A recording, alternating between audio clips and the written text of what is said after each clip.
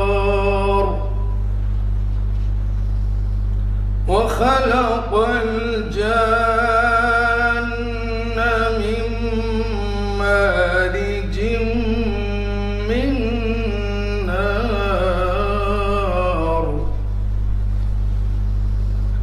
فبأي آلاء ربكما تكذبان رب المشرقين ورب المغربين فبأي آلاء ربكما تكذبان مرج البحرين يلتقيان بينهما برزخ لا يبغيان فبأي آلاء ربكما تكذبان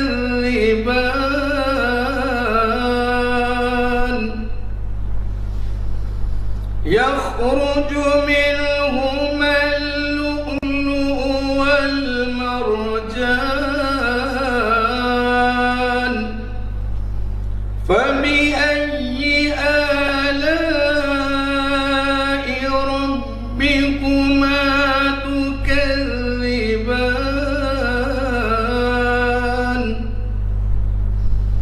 وله الجوار المنشآت في البحر كالأعلام فبأي آلاء ربكما تكذبان كل من عليها فان ويبقى وجه ربك ذو الجلال والإكرام فبأي آلاء ربكما تكذبان صدق الله العظيم وصدق رسوله النبي الكريم. ابھی جناب قاری اسد اللہ شریف صاحب قرأت کلام پاک پیش کرنے کا شرف حاصل کر رہے تھے. میں حیدرآباد کے ممتاز نعت خواں جناب محمد شفیع قادری صاحب سے خواہش کرتا ہوں کہ وہ بارگاہ رسالت پاک صلی اللہ علیہ وسلم میں ہدیہ نعت پیش کرنے کی سعادت حاصل کریں. السلام علیکم ورحمۃ اللہ وبرکاتہ. حضرت سید شیخ مرشد طارق کامل علیہ رحمۃ کی نعت پاک کہ چند شعر سماعت کریں. آپ کونین کی ہیں جان رسول عربی دو جہاں آپ پہ قربان رسول عربی آپ کونین کی ہیں جان رسول عربی آپ بھولے نہ کبھی ہم سے گناہ گاروں کو یاد ہیں آپ کے احسان رسول عربی یاد ہیں آپ کے احسان رسول عربی جب کبھی یاد کیا تم کو تڑپتے دل سے مشکلیں ہو گئی آسان رسول عربی مشکلیں ہو گئی آسان رسول عربی، روح کرتی ہے میری آپ کے روضے کا طواف، روح کرتی ہے میری آپ کے روضے کا طواف، جاہیں سو جان سے قربان رسول عربی، جاہیں سو جان سے قربان رسول عربی، یاد طیبہ کی کلیجے سے لگی رہتی ہے، زندگی کا ہے یہ سامان رسول عربی، زندگی اس کی ہے موت اس کی ہے، سب کچھ اس کا، ہو گیا تم پہ جو قربان رسول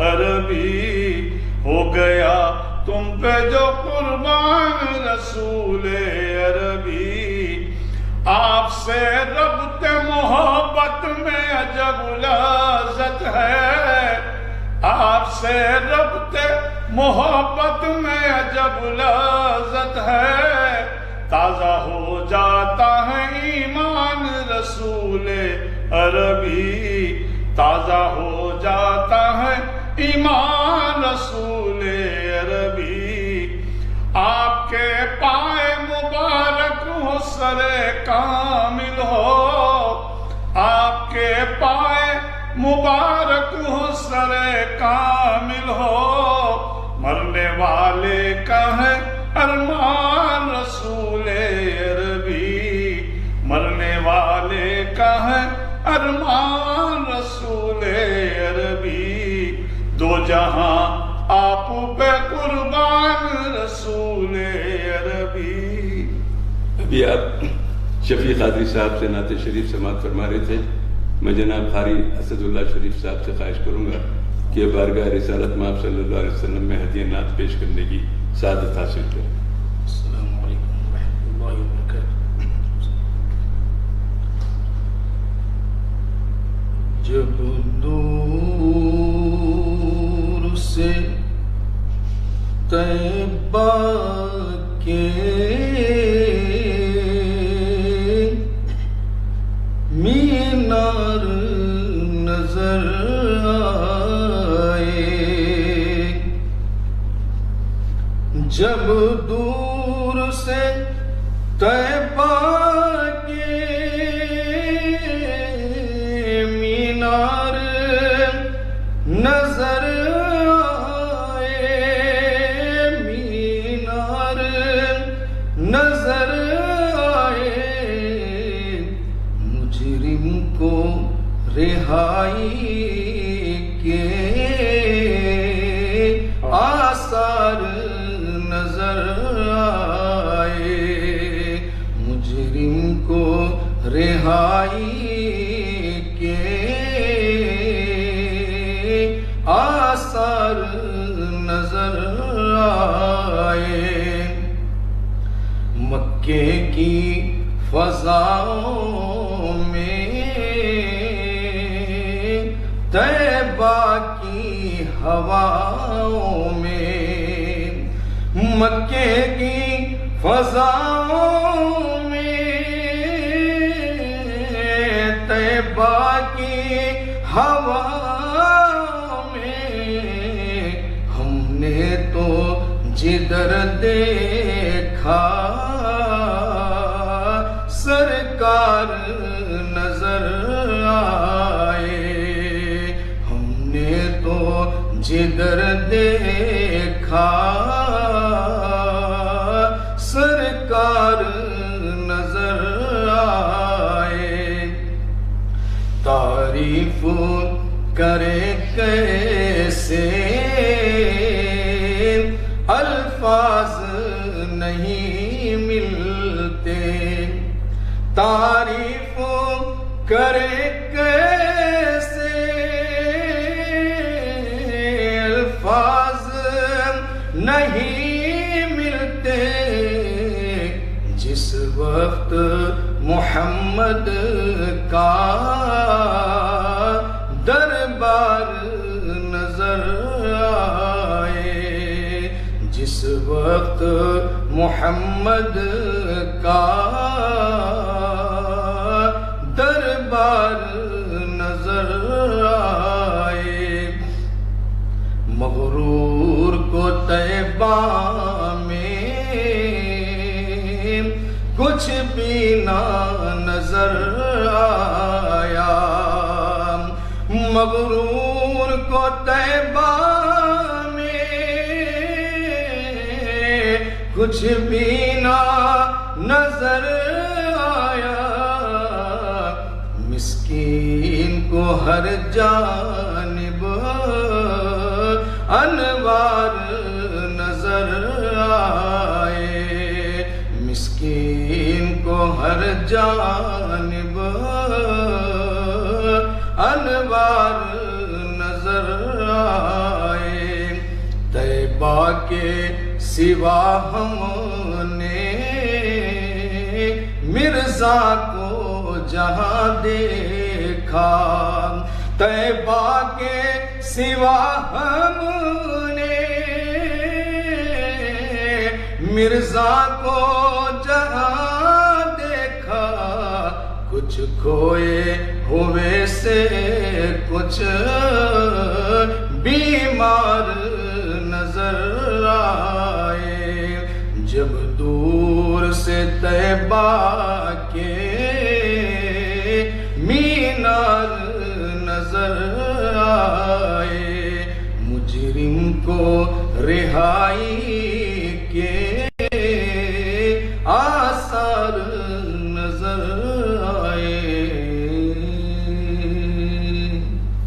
ابھی آپ نعت شریف سماعت فرما رہے تھے، اب میں حضرت العلامہ محمد مفتی خلیل احمد صاحب قبلہ شیخ الجامع جامع نظامیہ سے درخواست کرتا ہوں کہ وہ آپ سے مخاطب فرمائیں۔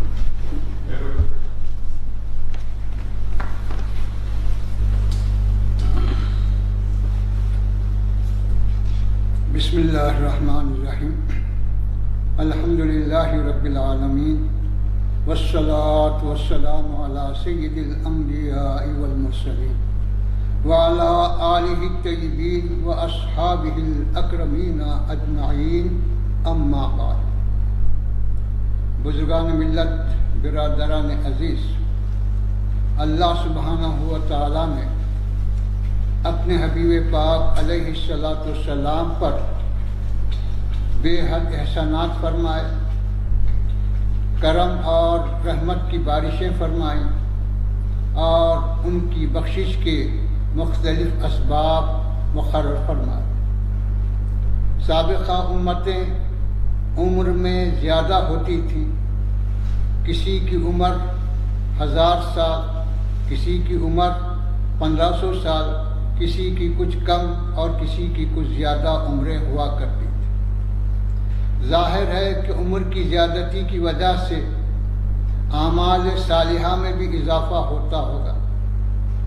ہمارے صحابہ کرام رضی اللہ تعالی عنہم کو یہ خیال پیدا ہوا کہ ہماری عمریں مختصر ہیں، خواہ کمزور ہیں، تو اس کے لحاظ سے ہمارے اعمال بھی کم ہوں گے اور ہم سابقہ امتوں کے مقابل اعمال اور فضیلت میں پیچھے ہو جائیں گے۔ اس کو شریعت میں جو ہے غبطہ رشک کہتے ہیں، حسد نہیں۔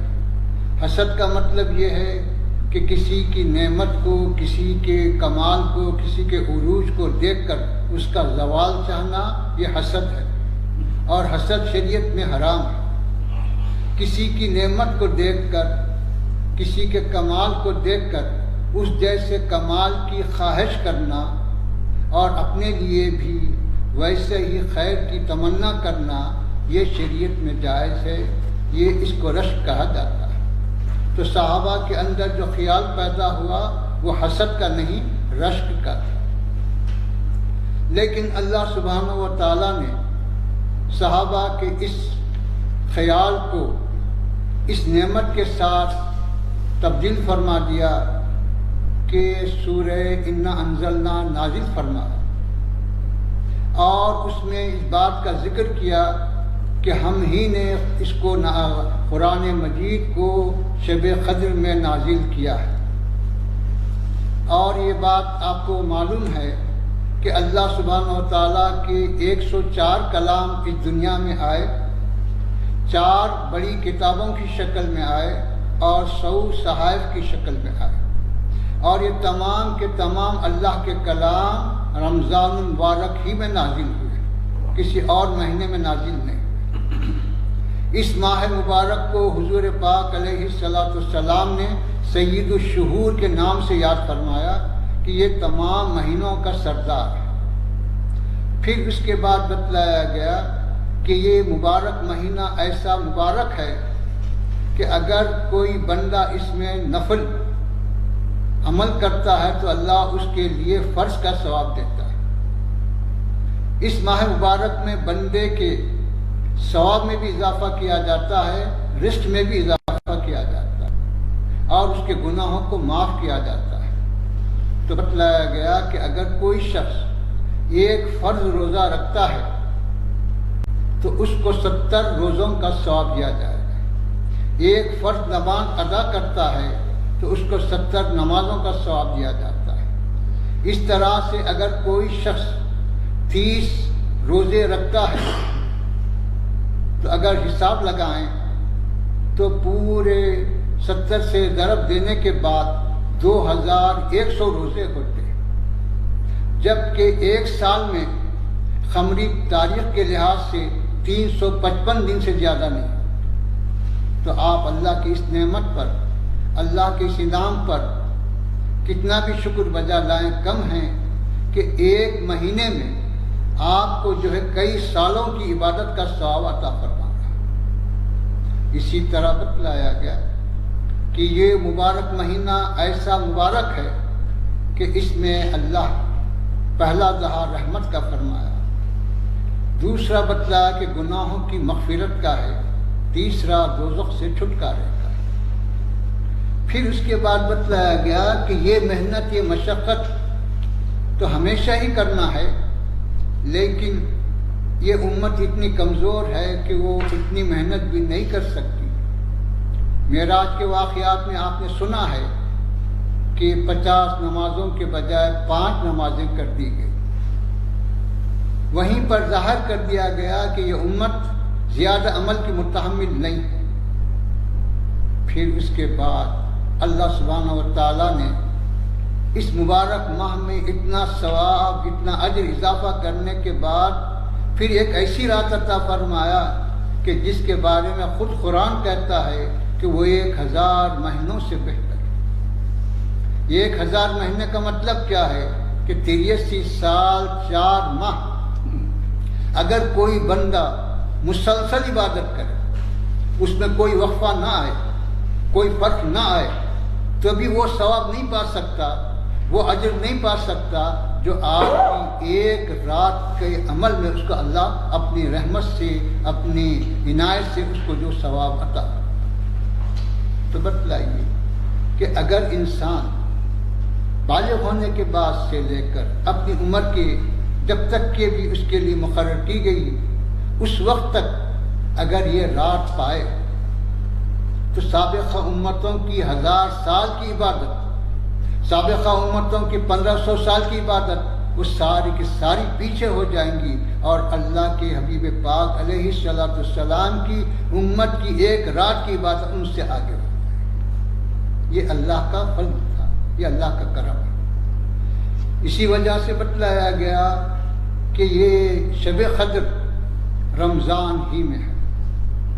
پہلے تو بتلایا گیا کہ پورے سال میں تلاش کرو، پھر دیکھا گیا کہ امت پورے سال میں محنت کر کے تلاش نہیں کر سکتی، پھر بتلایا گیا رمضان میں تلاش کرو، پھر دیکھا گیا کہ یہ امت 1 مہینہ بھی محنت کر کے اس کو حاصل نہیں کر سکتی، پھر ایک روایت میں آتا ہے کہ 15 دن میں تلاش کرو، پھر یہ محسوس کیا گیا کہ یہ امت 15 دن بھی محنت نہیں کر سکتی، پھر اس کے بعد حکم آیا کہ آخری دہ میں تلاش کرو، 10 دن کا حکم دیا۔ لیکن حضور پاک علیہ السلام کی شفقت، عنایت نے یہ محسوس کیا کہ میری امت اتنی کمزور ہے کہ وہ 10 دن بھی مسلسل محنت نہیں کر سکتی اور اس کو حاصل نہیں کر سکتی، تو آپ نے بتلایا آخری دہر کی صرف 5 راتوں میں اس کو تلاش کریں۔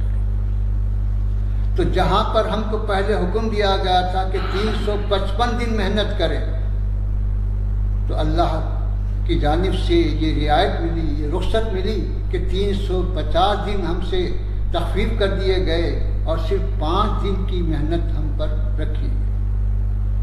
پھر اس کا راز یہ بتلایا گیا کہ اگر کسی ایک تاریخ کو متعین کر دیا جاتا تو ساری کی ساری امت اسی پر تکیہ کرتی، اپنے طلب کی جو کیفیت ہونی چاہیے، اپنی طلب کی جو کیفیت ہونی چاہیے، اپنے کسب اور محنت کی جو کیفیت ہونی چاہیے، وہ کیفیت پیدا نہیں ہوتی۔ اس لیے اس کو راز میں رکھا گیا اور 5 دن کا اعلان کیا۔ عام طور پر ہم 27 کو سمجھتے ہیں، لیکن یہ قطعی نہیں ہے کہ وہ 27 ہی کو ہے، کبھی 21 کو بھی آئے گی، کبھی 23 کو بھی آئے گی، کبھی 25 کو بھی آئے گی، کبھی 27 کو بھی ہوگی، کبھی 29 کو بھی ہوگی۔ روایتیں مختلف ہیں، تعین کے ساتھ نہیں کہا جا سکتا۔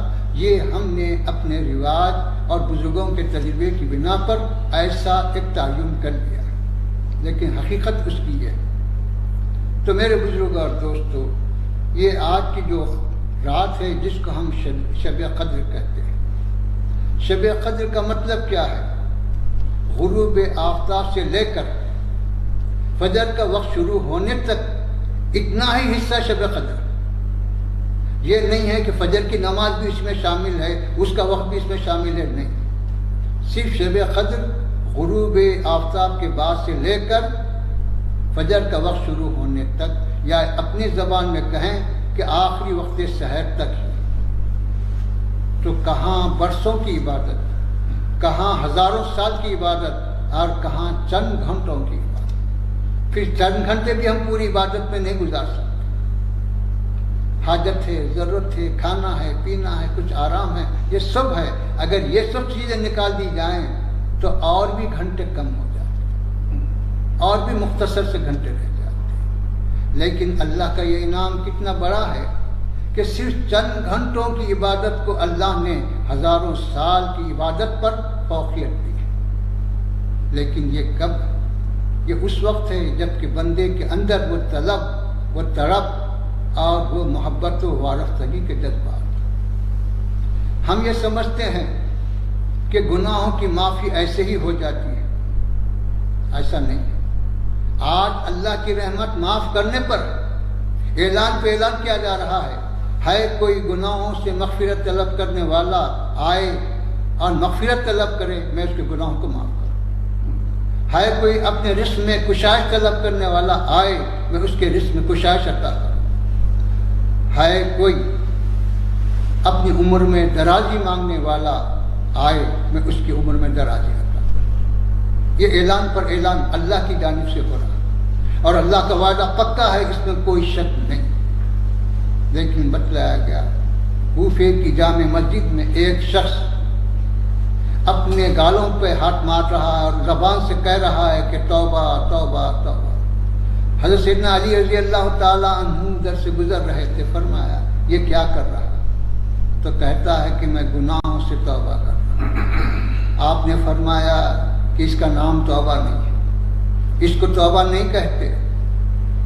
تو پھر اس نے پوچھا کہ پھر توبہ کس کو کہتے ہیں؟ تو آپ نے فرمایا سچے دل سے، تڑپتے دل سے اپنے کیے ہوئے گناہوں پر ندامت کر خدا کے سامنے، اور یہ عہد کر کے آئندہ سے میں یہ نہیں کروں گا۔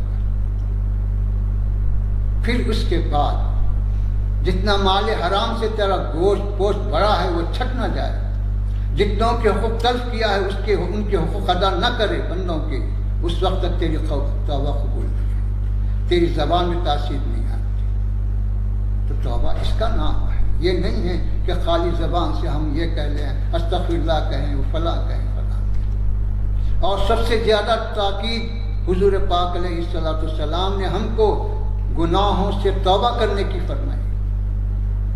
روایتوں میں آتا ہے کہ حضور پاک علیہ الصلوۃ والسلام 100 میں دن میں 100 مرتبہ استغفار کرنا، جبکہ آپ کی ذات پاک ہر قسم کے گناہ سے محفوظ، ہر چھوٹے موٹے ہر قسم کے گناہ سے پاک، لیکن آپ کا یہ عمل امت کی تعلیم کے لیے، امت کی تربیت کے لیے۔ تو اس طرح سے میرے بزرگوں اور دوستوں، آج کی رات گناہوں سے معافی طلب کرنے کی ہے، خدا کو راضی کرنے کی ہے، اور خدا کی رحمت سے مایوس ہونا بھی کفر ہے۔ میں اتنے بڑے گناہ کیا، میں ایسا کیا، میں ایسا کیا، اب کیا ہوگا؟ ایسا نہیں ہے۔ اللہ کا ارشاد ہے رحمتی وسعت کل شیء، کہ میری رحمت ہر چیز پہ چھائی ہوئی ہے۔ اللہ کی رحمت سے بھی مایوس نہیں ہونا، بڑے سے بڑا گناہ کو بھی معاف کرنے والا ہے، چھوٹے سے چھوٹے گناہ کو بھی معاف کرنے والا ہے، لیکن معافی طلب کرنے والا ہے۔ تو اس طرح سے بتلایا گیا کہ آج کی رات ہم یہ سمجھتے ہیں کہ بس 100 رکعت نوافل پڑھیں، ہم یہ سمجھتے ہیں کہ فلاں کریں۔ ہر نیک عمل کی اجازت ہے، جو ممکن ہے کرو، تلاوت سے قرآن کر سکتے کرو، درود شریف پڑھ سکتے پڑھو۔ حدیث شریف میں آیا کہ اگر کوئی شخص قرآن کی تلاوت میں اتنا مصروف رہا کہ اس کو اپنی حاجت کے مانگنے کا بھی موقع نہیں ملا خدا سے، تو اللہ اس کے بدلے میں، اس کی تلاوت کے بدلے میں بغیر مانگے اس کی حاجت پوری فرمائے۔ اسی طرح روایت میں آتا ہے کہ اگر کوئی شخص درود شریف میں اتنا مصروف رہا کہ اس کی وجہ سے دعا کرنے کا موقع نہیں ملا، تو اللہ سبحانہ و تعالیٰ اس کو اس کے درود شریف سے محبت اور تلاوت کی وجہ سے بغیر مانگے اس کی حاجت کو پوری فرمائے۔ پھر بتلایا گیا، روایت میں آتا ہے حضور پاک علیہ السلام منبر شریف پر چڑھ رہے اور اچانک آپ نے ارشاد فرمایا کہ وہ ہلاک ہوا۔ صحابہ تعجب ہوئے، نہ کوئی بات کرنے والا، نہ کوئی پوچھنے والا، آج اچانک ایک ایسا غیر متوقع موقع۔ پھر اس کے بعد دوسرے جینے پہ آپ نے پڑھا کہ وہ ہلاک، پھر فرمایا آپ نے کہ وہ ہلاک۔ جمعہ کا خطبہ تھا، جمعہ کا وقت تھا، اس وقت تو پوچھنے کا کوئی موقع نہیں تھا۔ نماز سے فارغ ہونے کے بعد صحابہ نے عرض کیا کہ حضور، آج ہم نے ایک نئی چیز کو جو سنا ہے، جو کبھی نہیں دیکھا، کبھی نہیں سنا تھا، اس کی حکمت ہم نہیں سمجھ پائے۔ تو آپ نے فرمایا کہ سنو، میرے پاس جبریل امین آئے، آ کے انہوں نے عرض کیا کہ حضور اس شخص کا کیا ہوگا جو اپنے ضعیف ماں باپ کو پائے پھر بھی اپنی بخشش کا سامان نہ کر دے، تو اس کا کیا ہوگا؟ تو اس پر میں نے کہا کہ وہ ہلاک ہوگا۔ پھر دوسرا سوال انہوں نے یہ کہا کہ حضور جو رمضان جیسا مہینہ پائے پھر بھی اپنی بخشش کا سامان نہ کر لے تو اس کا کیا ہوگا؟ تو پھر اس پر بھی میں نے کہا کہ وہ بھی ہلاک ہوگا۔ کہ اتنی بڑی نعمت آئی، اتنی بڑی رحمت آئی، پھر بھی وہ اپنے لیے کچھ نہیں کیا۔ پھر تیسرا سوال انہوں نے کیا کہ حضور جس شخص کے سامنے آپ کا اسم مبارک لیا جائے اور وہ آپ پہ درود نہ پڑے تو اس کا کیا ہوگا؟ تو اس پر بھی میں نے کہا کہ وہ ہلاک ہوا۔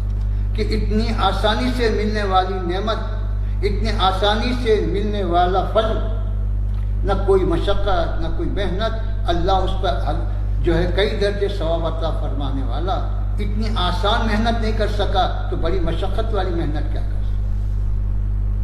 تو میرے بزرگ اور دوستو، حضور پاک علیہ السلام کی ساری سیرت طیبہ امت کی شفقت، امت پہ رحمت اور امت کی جو ہے ترقی حفاظت کے لیے ہی نظر آتی ہے۔ آج ہم جس وائرس میں مبتلا ہے، یاد رکھو حضور پاک علیہ السلام سے حضرت جبریل امین نے آ کے پوچھنا کہ حضور قیامت کب ہے؟ تو آپ نے فرمایا اس کا علم تو اللہ کو ہے، لیکن اس کی نشانیاں بتلاؤ۔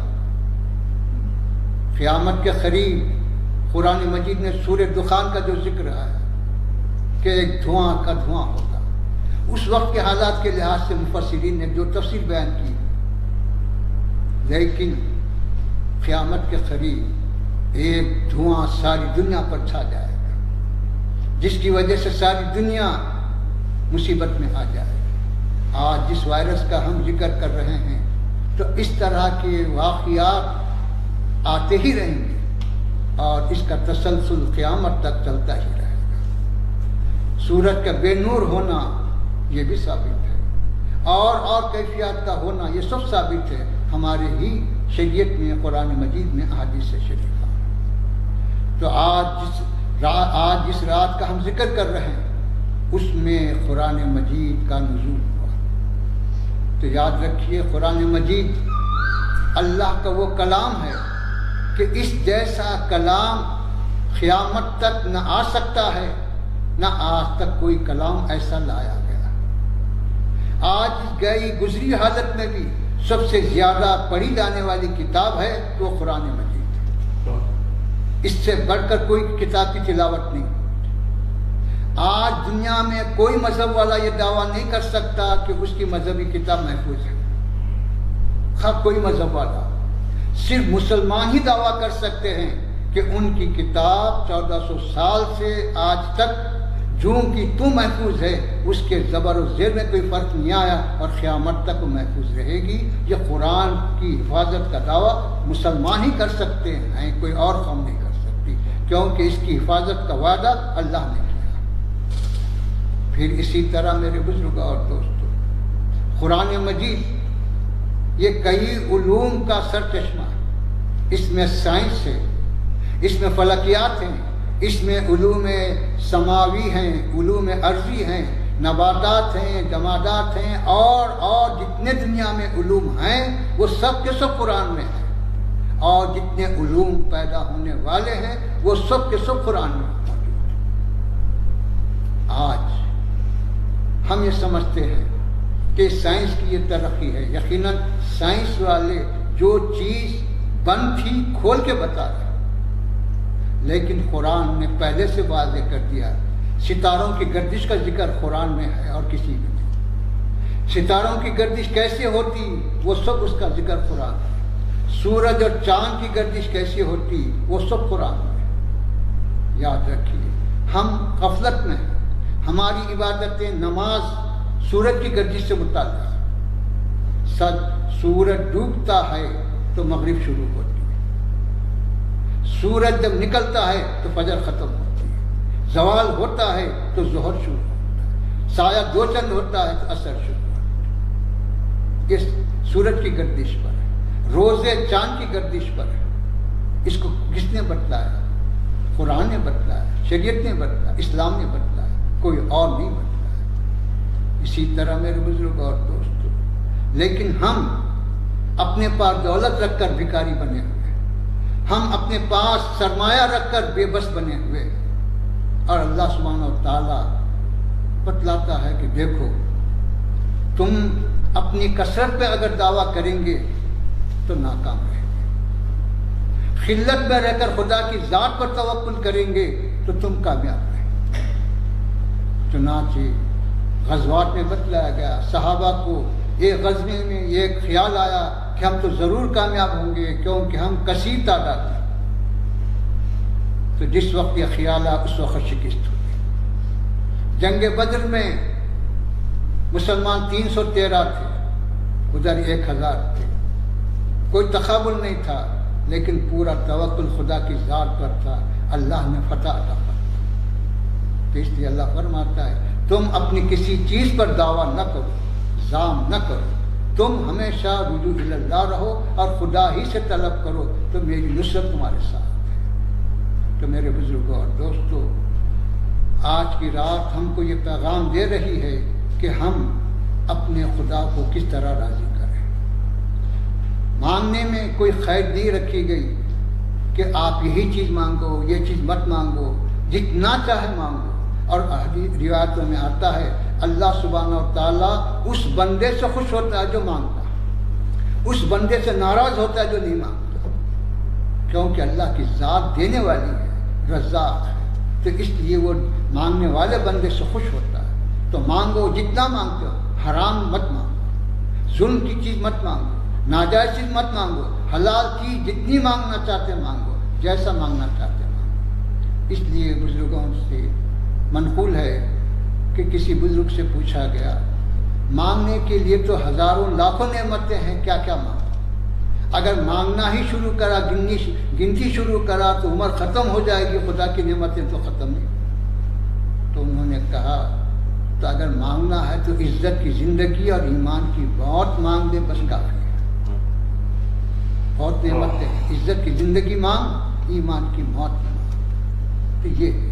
تو میرے بزرگ اور دوستو، ہم اپنے لیے کیا چاہتے ہیں؟ تو حکم دیا گیا دعا میں سب سے پہلے اپنی ذات کے لیے مانگو، اس کے بعد اپنے اولاد کے لیے، اپنے متعلقین کے لیے، اپنے احباب کے لیے، اپنے رشتہ داروں کے لیے اور سارے مسلمان۔ یہاں پر یہ نہیں حکم دیا گیا کہ تم پہلے دوسروں کے لیے مانگو بعد میں اپنے لیے، نہیں، کیونکہ وہاں خدا کے سامنے یہ ظاہر کرنا ہے کہ دوسروں سے زیادہ محتاج میں، اپنی احتیاج کو ظاہر کرنا ہے، اپنے عمل کو اور اپنے علم کو اور اپنے دولت کو بتلانا نہیں۔ تو اس لیے بتلایا گیا کہ دعا میں سب سے پہلے اپنے آپ کو مقدم کرو، مانگو جو مانگتے ہیں۔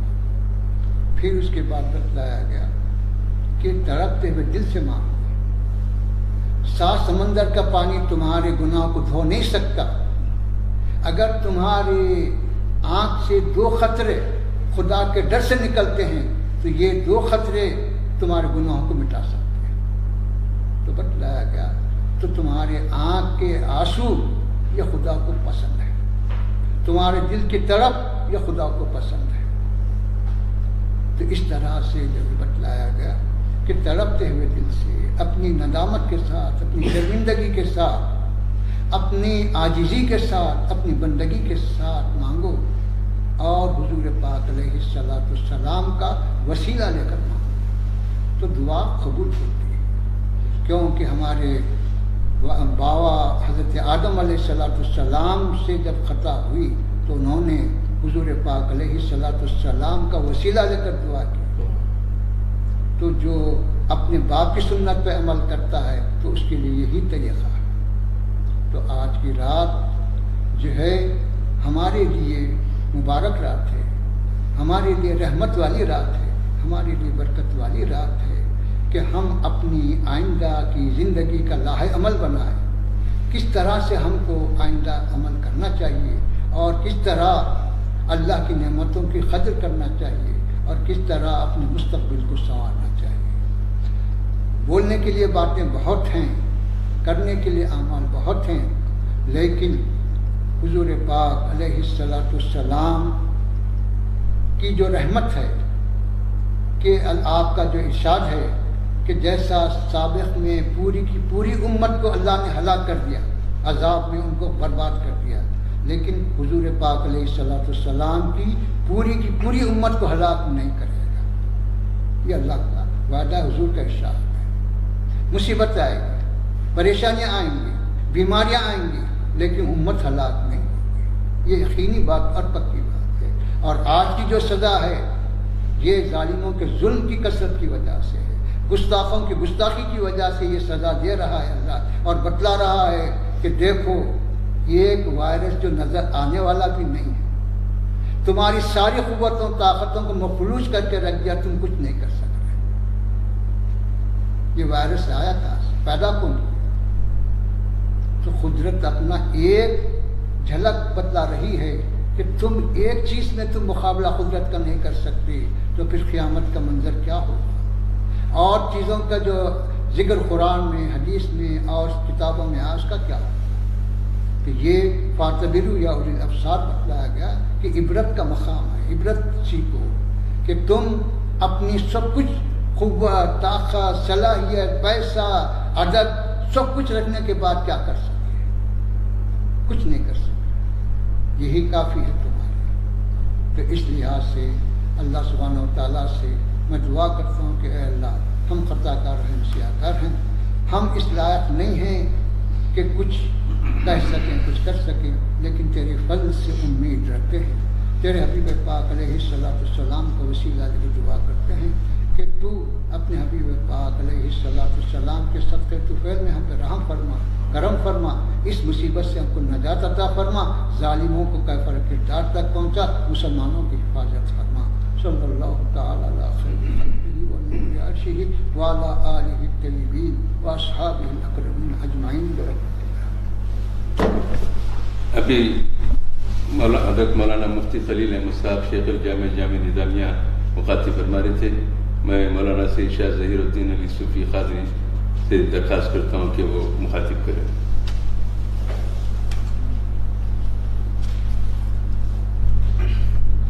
السلام علیکم ورحمۃ اللہ وبرکاتہ. اعوذ باللہ من الشیطان الرجیم. بسم اللہ الرحمن الرحیم. الحمد للہ رب العالمین والعاقبۃ للمتقین والصلاۃ والسلام علی رسولہ محمد وآلہ وصحبہ اجمعین. اما بعد فقال اللہ تعالیٰ فی القرآن المجید والفرقان الحمید انا انزلناہ فی لیلۃ القدر. وقال اللہ تعالیٰ فی شان حبیبہ ان اللہ وملائکتہ یصلون علی النبی یا ایھا الذین آمنوا صلوا علیہ وسلموا تسلیما. صلی اللہ سیدنا شفیعنا مولانا وعلی سیدنا شفیعنا مولانا وسلم. معزز ناظرین کرام، آپ تمام حضرات اس سے اچھی طرح واقف ہے کہ کلہین مجلس اتحاد المسلمین کے زیر اہتمام جلسہ شب قدر آن لائن، کیونکہ حالات کی مناسبت سے اسے آن لائن جلسہ منعقد کیا جا رہا ہے. میں تفصیلات میں نہیں جاؤں گا، صرف اشارتاً کنایتاً کہوں گا کہ رمضان المبارک کا مہینہ ویسے روحانی اعتبار سے عبادتوں اور ریاضتوں کا مہینہ ہے. اس کے اجر و ثواب کے اعتبار سے بڑا برکت والا مہینہ ہے، رحمت والا مہینہ ہے، کیونکہ اس ماہ مبارک میں اگر ایک بندہ مومن ایک نفل ادا کرتا ہے تو اس کو ایک فرض کے برابر ثواب دیا جاتا ہے. اگر کوئی بندہ مومن اس ماہ مبارک میں ایک فرض ادا کرتا ہے تو اس کو 70 فرائض کے برابر ثواب دیا جاتا ہے. لیکن بعض احادیث میں آیا کہ 70 اس کی ابتدا ہے، 700 گنا تک جس کو ثواب بڑھا دیا جاتا ہے.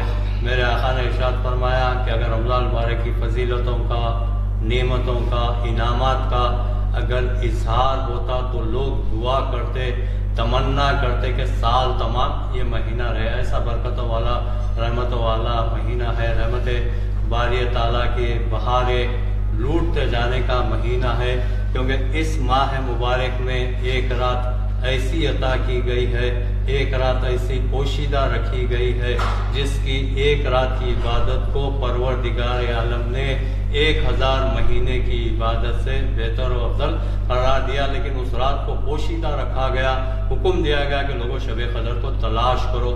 کب تلاش کرو؟ رمضان مبارک کے آخری دہے کی تاخ راتوں میں سے تلاش کرو. تاخ راتیں ہیں کون سی ہے؟ 21ویں ہے، 23ویں ہے، 25ویں ہے، اور آج کی رات 27ویں رات ہے، اور ایک آنے والی رات 29ویں رات ہے. ان راتوں میں شب قدر کو چھپا دیا گیا، پوشیدہ رکھا گیا، حکم دیا گیا کہ لوگوں شب قدر کو تلاش کرو. ایسی رحمت والی رات ہے، برکت والی رات ہے، جس کے تعلق سے سرکار حضور غوث پاک اپنی کتاب غنیۃ الطالبین میں لکھتے ہیں کہ غنیۃ الطالبین میں آپ مختلف سرداریاں لکھتے ہیں. اس میں لکھتے ہیں کہ تمام انسانوں کے سردار حضرت آدم علیہ السلام، تمام انبیاء اور رسولوں کے سردار آپ کے اور میرے آقا محمد عربی صلی اللہ علیہ وسلم، حبشہ کے لوگوں کے سردار حضرت بلال حبشی رضی اللہ تعالیٰ، فارس کے لوگوں کے سردار حضرت سلمان فارسی رضی اللہ تعالیٰ، روم کے لوگوں کے سردار حضرت صہیب رومی رضی اللہ تعالیٰ،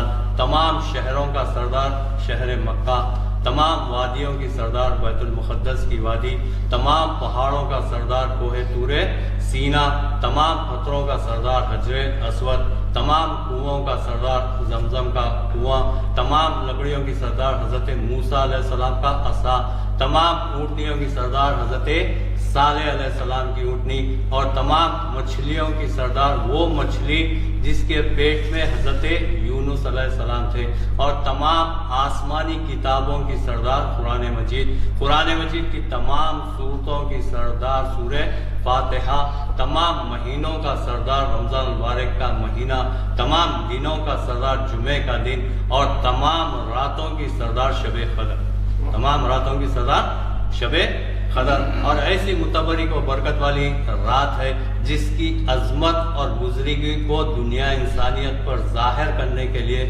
خصوصی طور پر امت محمدیہ پر ظاہر کرنے کے لیے مکمل ایک سورت یعنی سورہ قدر کا نزول ہوا. اور سورہ قدر کے شان نزول میں مختلف روایتیں آئی ہیں. ابھی آپ مفتی صاحب سے تفصیل سے سن چکے ہیں، میں تفصیلات میں نہیں جاؤں گا، صرف اشارتاً کنایتاً آپ کے سامنے رکھوں گا کہ سابقہ امتوں کی عمریں زیادہ ہوا کرتی تھی، اجر و ثواب بھی انہیں زیادہ ملتا تھا، تو میرے آقا غور کرنے لگتے ہیں، پیغام خداوندی سنایا جاتا ہے، مجدہ حضرت جبرائیل علیہ السلام کے ذریعے سنایا جاتا ہے کہ حبیب آپ اپنی امت کے تعلق سے فکر مند مت ہوئیے، سابقہ امتوں کو جیسے انہیں ثواب ملتا تھا، لیکن ہم نے آپ کے 17 طفیل میں آپ کی امت کو ہر سال میں ایک رات ایسی عطا کی ہے جس ایک رات کی عبادت کا ثواب نہ صرف 1000 مہینے کی عبادت کے برابر ہے بلکہ اس سے بہتر اور افضل قرار دیا، بہتر و افضل قرار دیا گیا۔ یہاں پر سوال یہ پیدا ہوتا ہے کہ کتنا بہتر قرار دیا گیا، 1 گنا بہتر قرار دیا گیا، 2 گنا بہتر قرار دیا گیا یا 6 گنا بہتر قرار دیا، یہ اللہ اس کا رسول بہتر جانتا ہے۔ لیکن سرکار دو عالم صلی اللہ علیہ وسلم کے 17 اور طفیل میں ہم کو ایسی متبرک و برکت والی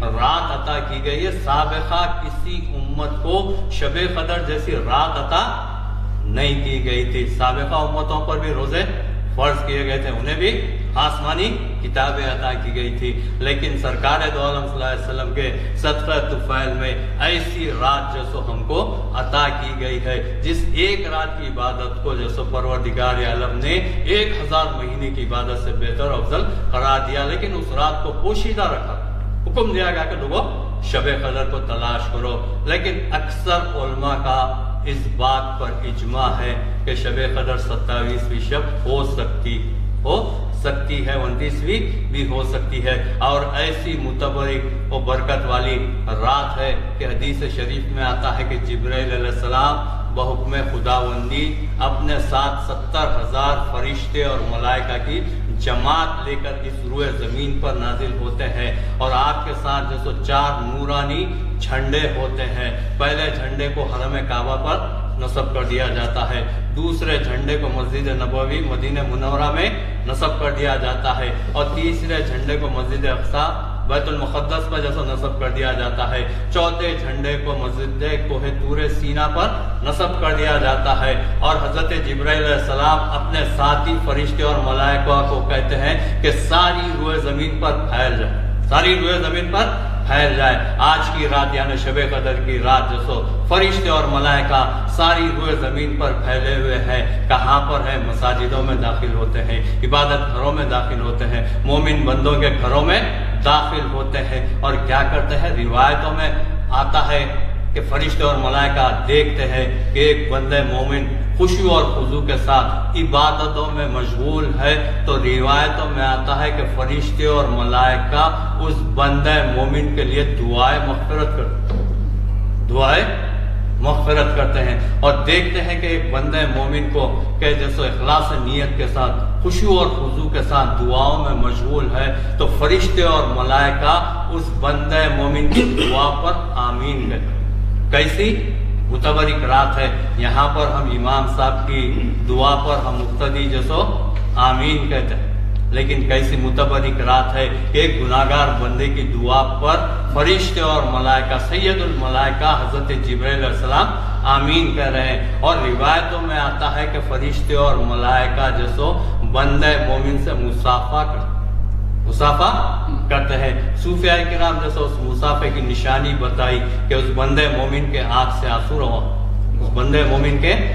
آنسو روا ہو جاتے ہیں، دل پر رقت کی کیفیت طاری ہوتی ہے، بدن پر رونگٹے کھڑے ہو جاتے ہیں۔ بھائی یہ کیفیت پیدا کرنا ہے، آج کی رات یہ کیفیت پیدا کرنا ہے، اپنے آنسوؤں کا نذرانہ پیش کرنا ہے، کیونکہ رحمت والی رات ہے، مغفرت والی رات ہے، متبرک رات ہے، سلامتی والی رات ہے۔ آج تو رحمت باری تعالیٰ کے بہاریں لوٹنے والی رات ہے، تو اس رات کو جیسے خشوع اور خضوع کے ساتھ عقیدت اور محبت کے ساتھ بارگاہ رب العزت میں سر و سجود ہو کر اپنے گناہوں کی مغفرت ہم کو طلب کرنا ہے۔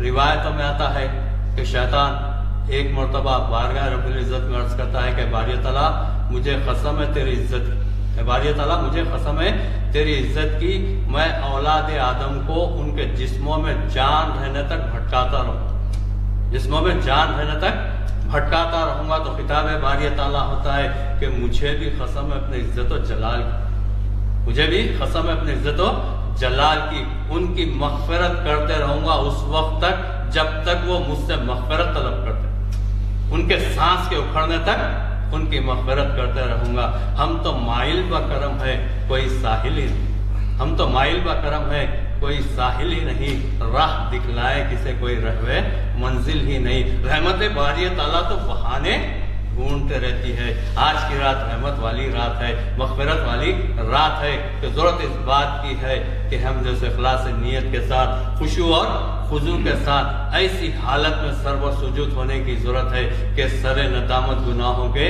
بوجھ سے جھکا ہوا ہے، دل پر رفت کی کیفیت طاری ہے، بدن پر رونگٹے کھڑے ہیں اور آنکھوں سے آنسو جاری ہے۔ حدیث شریف میں آتا ہے کہ پروردگار عالم کے پاس دو خطرے بڑے پسندیدہ، دو خطرے بڑے پسندیدہ ہے۔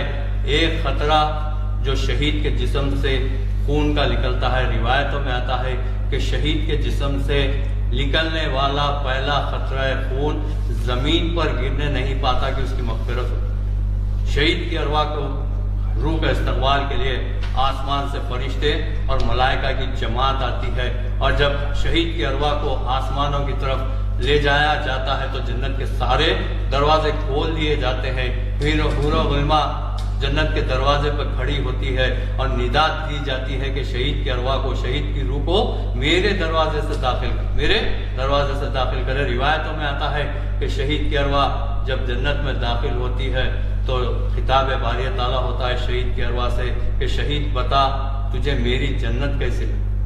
تو شہید کی ارواح بارگاہ رب العزت میں عرض کرتی ہے کہ اے باری تعالیٰ مجھے ایک زندگی اور عطا فرما، اے باری تعالیٰ مجھے ایک زندگی اور عطا فرما تاکہ میں دنیا میں جاؤں اور پھر تیری راہ میں شہید ہوں، کیونکہ جو مزہ تیری راہ میں شہید ہونے میں ہے وہ تیری جنت میں بھی ہے۔ یہ شہید کا مقام و مرتبہ ہے۔ پہلا خطرہ جو پسندیدہ ہے پروردگار عالم کو، جو شہید کے جسم سے خون کا خطرہ نکلتا ہے وہ پسندیدہ ہے، اور دوسرا خطرہ گناہگار کی آنکھ سے جو آنسو کا خطرہ نکلتا ہے وہ بڑا پسندیدہ ہے، جس کو علامہ اقبال نے کہا کہ موتی سمجھ کے شان کریمی نے چن، موتی سمجھ کے شان کریمی نے چن لے، خطرے جو تھے میری جبی پہ عرقین پہ ندامت کا پسینہ۔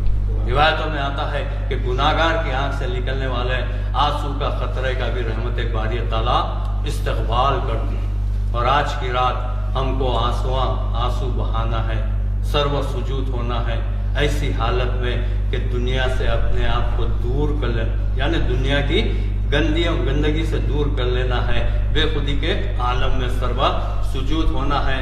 مولا کائنات حضرت علی رضی اللہ تعالیٰ عنہ کا ایک واقعہ ذہن میں آ رہا، روایتوں میں آتا کہ حضرت علی رضی اللہ تعالیٰ عنہ کو ایڑی مبارک میں ایک تیر چبھ گیا تھا جو اندر سے ٹوٹ گیا تھا، بڑی آپ کو تکلیف ہوتی تھی، شدت کی تکلیف ہوتی، لوگ اسے جیسے نکالنا چاہتے لیکن آپ لوگوں کو نکالنے نہیں دیتے، بڑی تکلیف ہوتی۔ آپ نے لوگوں سے کہا کہ لوگوں تم اس تیر کو اگر نکالنا چاہتے ہو تو اس وقت نکالنا جب میں حالت سجدہ میں ہوں۔ تاریخ اسلام اس بات کی شاہد ہے کہ مولا کائنات حضرت علی رضی اللہ تعالیٰ حالت سجدہ میں تھے تو لوگوں نے تیر کو نکال کر کھینچ کر پھینک دیا، لیکن آپ کو پتہ تک نہیں چلا کہ تیر تھا کہ نہیں تھا، تیر تھا کہ نہیں تھا۔ یہ مقام و مرتبہ، ان سجدوں کی کیفیت ہم کما خو پیدا نہیں کر سکتے۔ میں اس کا مطالبہ بھی نہیں کر رہا ہوں بھائی، کم از کم ان سجدوں کا 1/10 حصہ ہی صحیح، 1/20 حصہ ہی صحیح، یا 1/100 حصہ ہی صحیح اپنے سجدوں میں پیدا کرنے کی کوشش کیجئے، تو یقین جانیے وہ عبادتوں میں جو لطف آئے گا میں اس کو زبان سے ادا نہیں کر سکتا۔ بھائی ساری کی ساری رات رحمت والی رات ہے، ساری کی ساری رات مغفرت والی رات ہے۔ لوگ یہ کہتے ہیں کہ جیسے جاگنے کی رات ہے، بھائی جاگنے کی رات نہیں بلکہ عبادت کی رات، عبادت کی رات ہے۔ ہم کو پوری کی پوری رات عبادتوں میں گزارنا ہے، آج ہی کی رات نہیں بلکہ اور ایک آنے والی تاخرات ہے، 29ویں رات کو بھی جیسے ہم کو عبادتوں میں گزارنا ہے، کیونکہ اس ماہ مبارک کے چند دن رہ گئے ہیں، چند راتیں رہ گئے ہیں، اس کو غنیمت جانیے۔ ممکن ہے کہ آئندہ سال آپ کو یا مجھ کو رمضان مل سکے یا نہ مل سکے، اس کو غنیمت جانتے ہوئے زیادہ سے زیادہ عبادت الہی میں گزاریے. اور آپ تمام ناظرین کو عید کی میں مبارکباد دیتا ہوں، لیکن عید کی اپنی ان خوشیوں میں اپنے غریب مسکین بھائیوں کو، یتیموں کو، بیواؤں کو، مجبوروں کو، لاچاروں کو بھی جسو شامل کیجئے، کیونکہ حالات کافی تبدیل ہو چکے ہیں، حالات جسو کافی فکر مند ہے. ایسے حالات میں ضرورت اس بات کی ہے کہ ہم غریبوں، مسکینوں، یتیموں کو بھی شامل کریں. ایک واقعہ ذہن میں آنا رکھتے ہوئے آپ سے رخصت ہو جاؤں گا. ایک یہودی سرکار دو عالم صلی اللہ علیہ وسلم کی خدمت میں آیا اور عرض کیا کہ محمد عربی، میرا لڑکا بہت دیر سے گم ہو گیا، میں نے اسے ہر ممکن جگہ اسے تلاش کیا لیکن وہ کہیں نہیں ملا. آپ اپنے رب سے دعا کیجیے، آپ اپنے رب سے دعا کیجیے تاکہ میرا لڑکا مجھے مل جائے. اور میرے آقا کی شان تو رحمت للعالمین کی شان ہے. میرے آقا یہودی کے لیے سو دعا کے لیے ہاتھ اٹھاتا. آپ کا ایمان، آپ کا اور میرا ایمان عقیدہ یہ ہونا چاہیے بھائی، میرے آقا دعا کے لیے ہاتھ اٹھاتے ہیں، رحمت باری تعالیٰ استقبال کے لیے.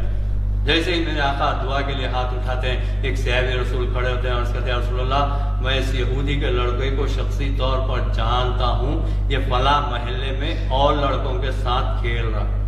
جیسے ہی یہودی سنتا ہے خوشی کے مارے بھاگنے لگتا ہے. تو سرکار دو عالم صلی اللہ علیہ وسلم اس کو بلاتے ہیں اور کہتے ہیں کہ کہاں؟ تو کہا کہ لڑکا مل گیا. تو میرے آقا نے ارشاد فرمایا کہ یقیناً تم جانا، یقیناً جانا، دوڑتے ہوئے جانا، لیکن جا کر جیسو تم اپنے بیٹے کو بیٹا نہیں کہنا، بیٹے کو بیٹا نہیں کہنا بلکہ جیسو نام لے کے یقیناً تم پہ جیسو محبت پدری جیسو تم پہ غالب آ چکی ہے، تمہاری زبان میں بلا کا رزق ہے. تم بیٹے کو بیٹا نہیں کہنا. وہ سوال کرنے لگتا کہے کے واسطے. تو میرے آقا نے ارشاد فرمایا کہ ان لڑکوں میں ایک یتیم لڑکا بھی، ایک یتیم لڑکا بھی ہے. تم اپنے بیٹے کو بیٹا کہیں گے تو اس یتیم کا دل ٹوٹ جائے کہ اگر کاش میرا باپ بھی ہوتا تو مجھے بیٹا کہہ کے پکارتا، سینے سے لگاتا. تو تاریخ میں آتا ہے کہ یہودی وہیں رک جاتا اور تھوڑی دیر سوچنے کے بعد عرض کرتا ہے کہ محمد عربی، اگر آپ کے یہ تعلیمات ہے تو میں گواہی دیتا ہوں کہ آپ اللہ کے سچے رسول ہیں، اللہ کے سچے رسول ہے. یہ اسلام کی بنیادی تعلیمات ہیں. یتیم کے سامنے اپنی اولاد سے محبت کا اظہار مت کرو، بیوہ کے سامنے اپنی بیوی سے پیار کا اظہار مت کرو، غریب کے سامنے اپنی دولت کی نمائش نہ کرو. یہ اسلام کی بنیادی تعلیمات ہے بھائی. ان تعلیمات کو ہم کو اپنانے کی ضرورت ہے. وقت اور حالات کافی تبدیل ہو چکے ہیں.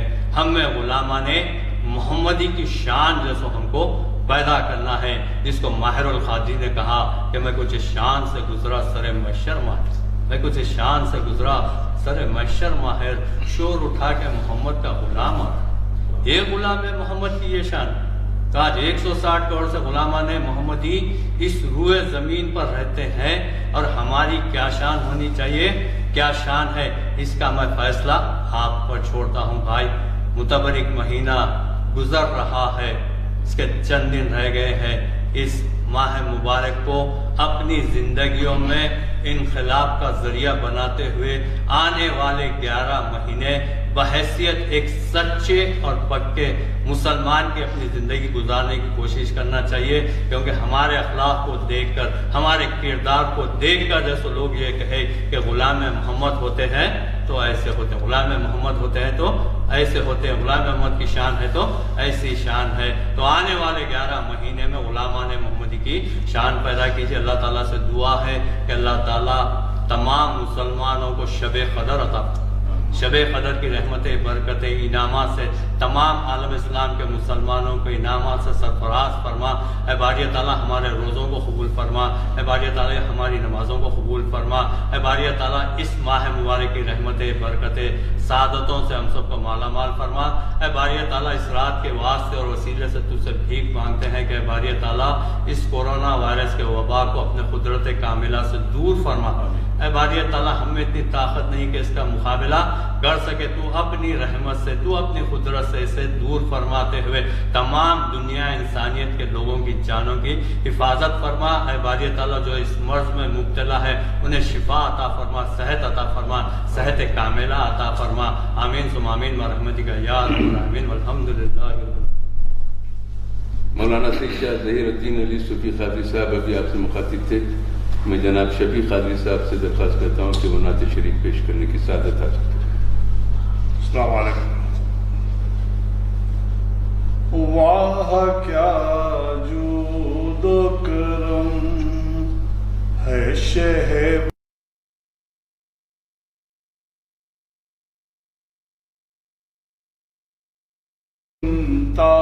ہی نہیں مانگنے والا،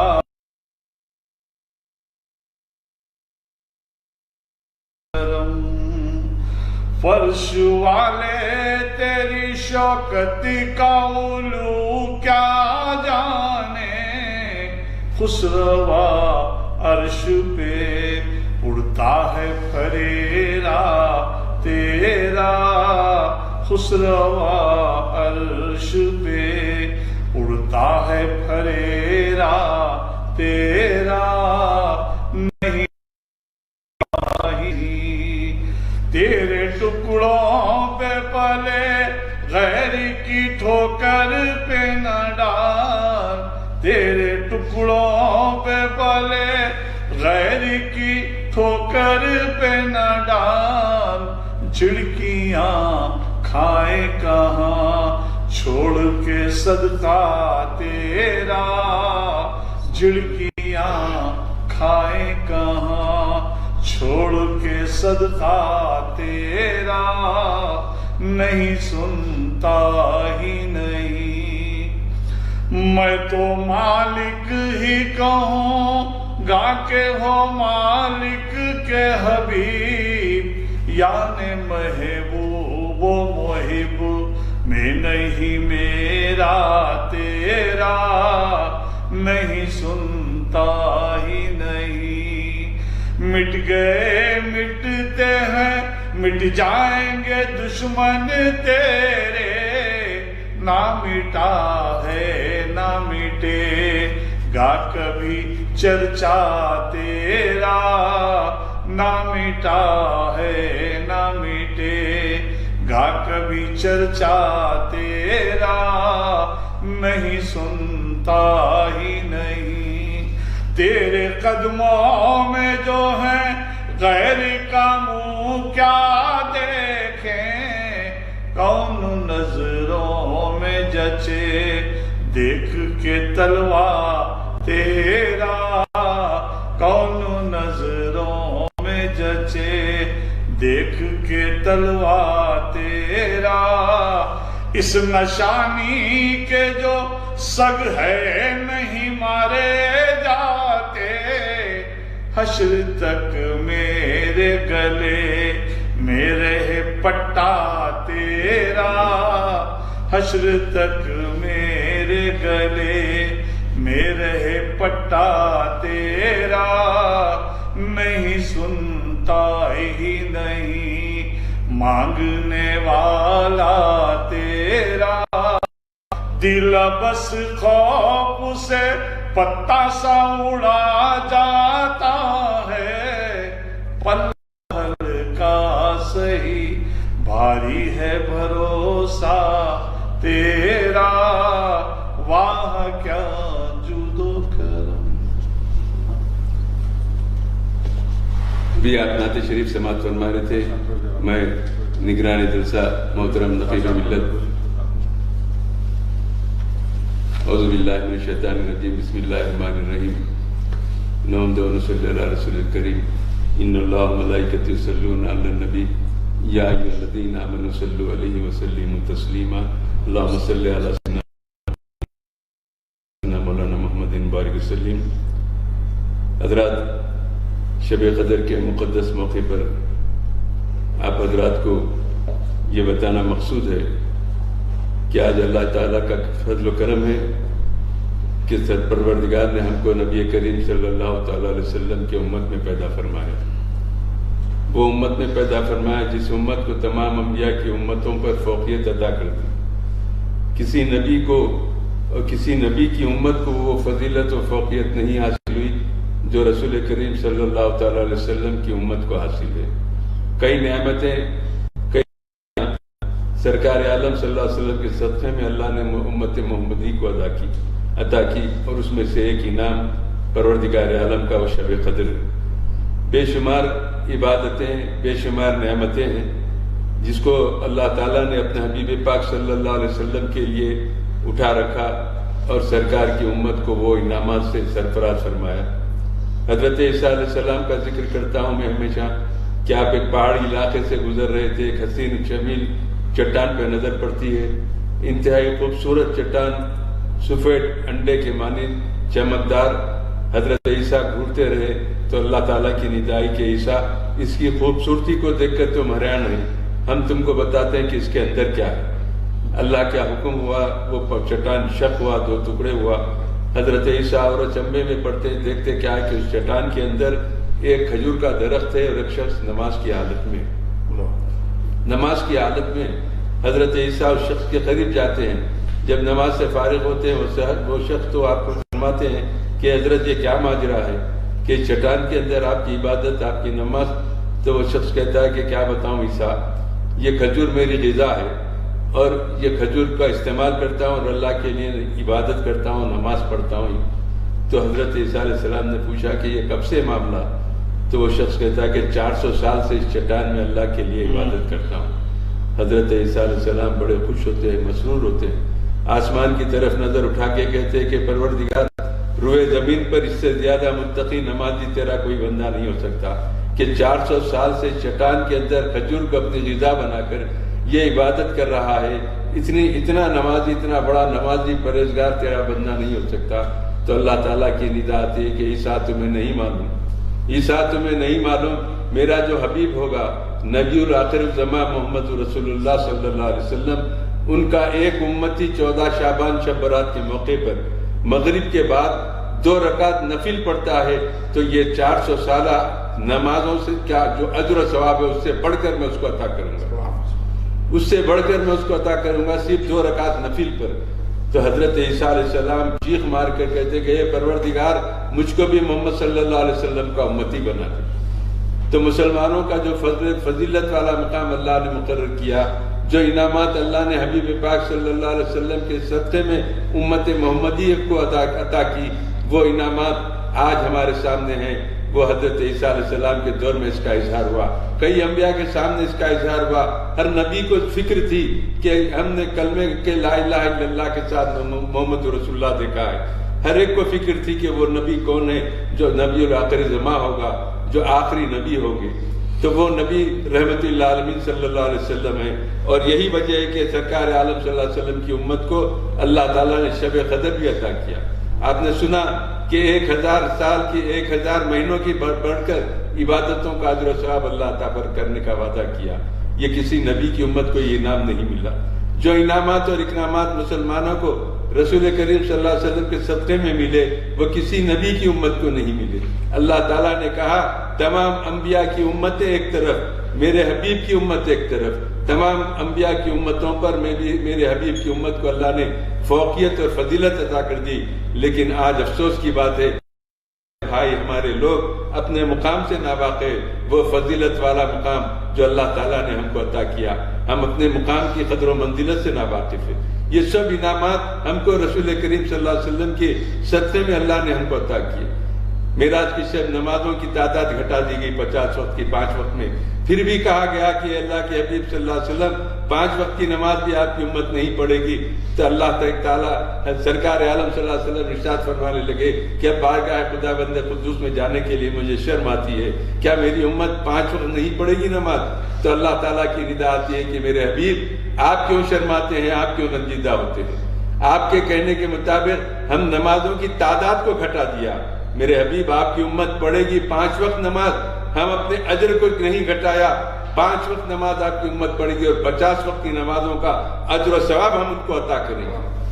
ہم 50 وقت کی نمازوں کا اجر و ثواب عطا کریں گے۔ یہاں ایک پہلو یہ بھی نکلتا ہے کہ اللہ تعالیٰ جب ایک عبادت اور اس کے اجر و ثواب کو مقرر کر دیتا ہے تو خود اپنی عبادتوں کی تعداد گھٹاتا ہے، اجر و ثواب کو نہیں گھٹاتا۔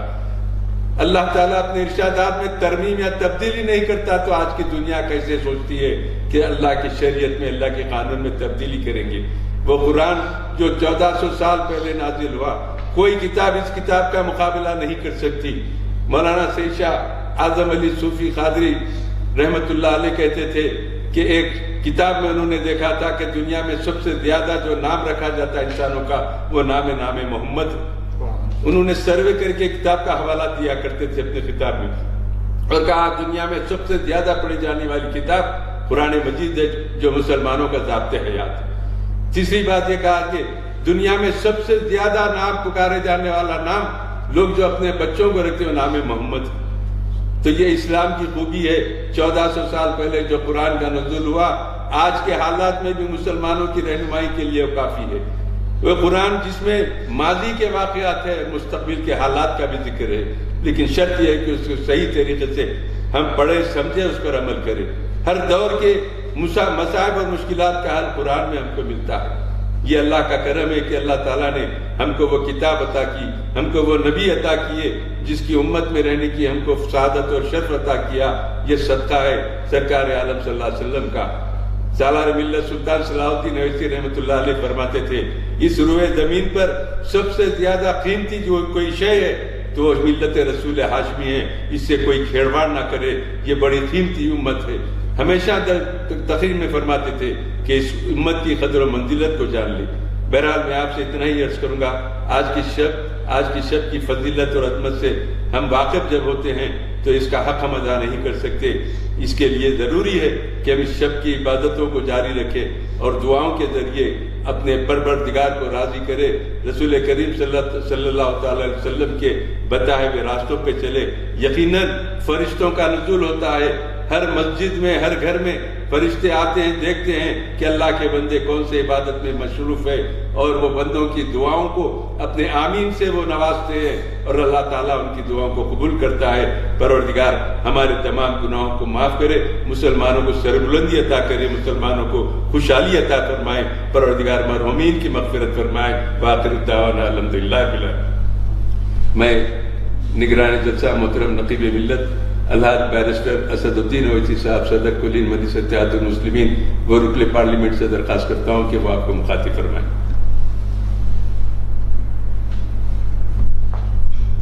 اعوذ باللہ من الشیطان الرجیم، بسم اللہ الرحمن الرحیم، السلام علیکم ورحمۃ اللہ وبرکاتہ۔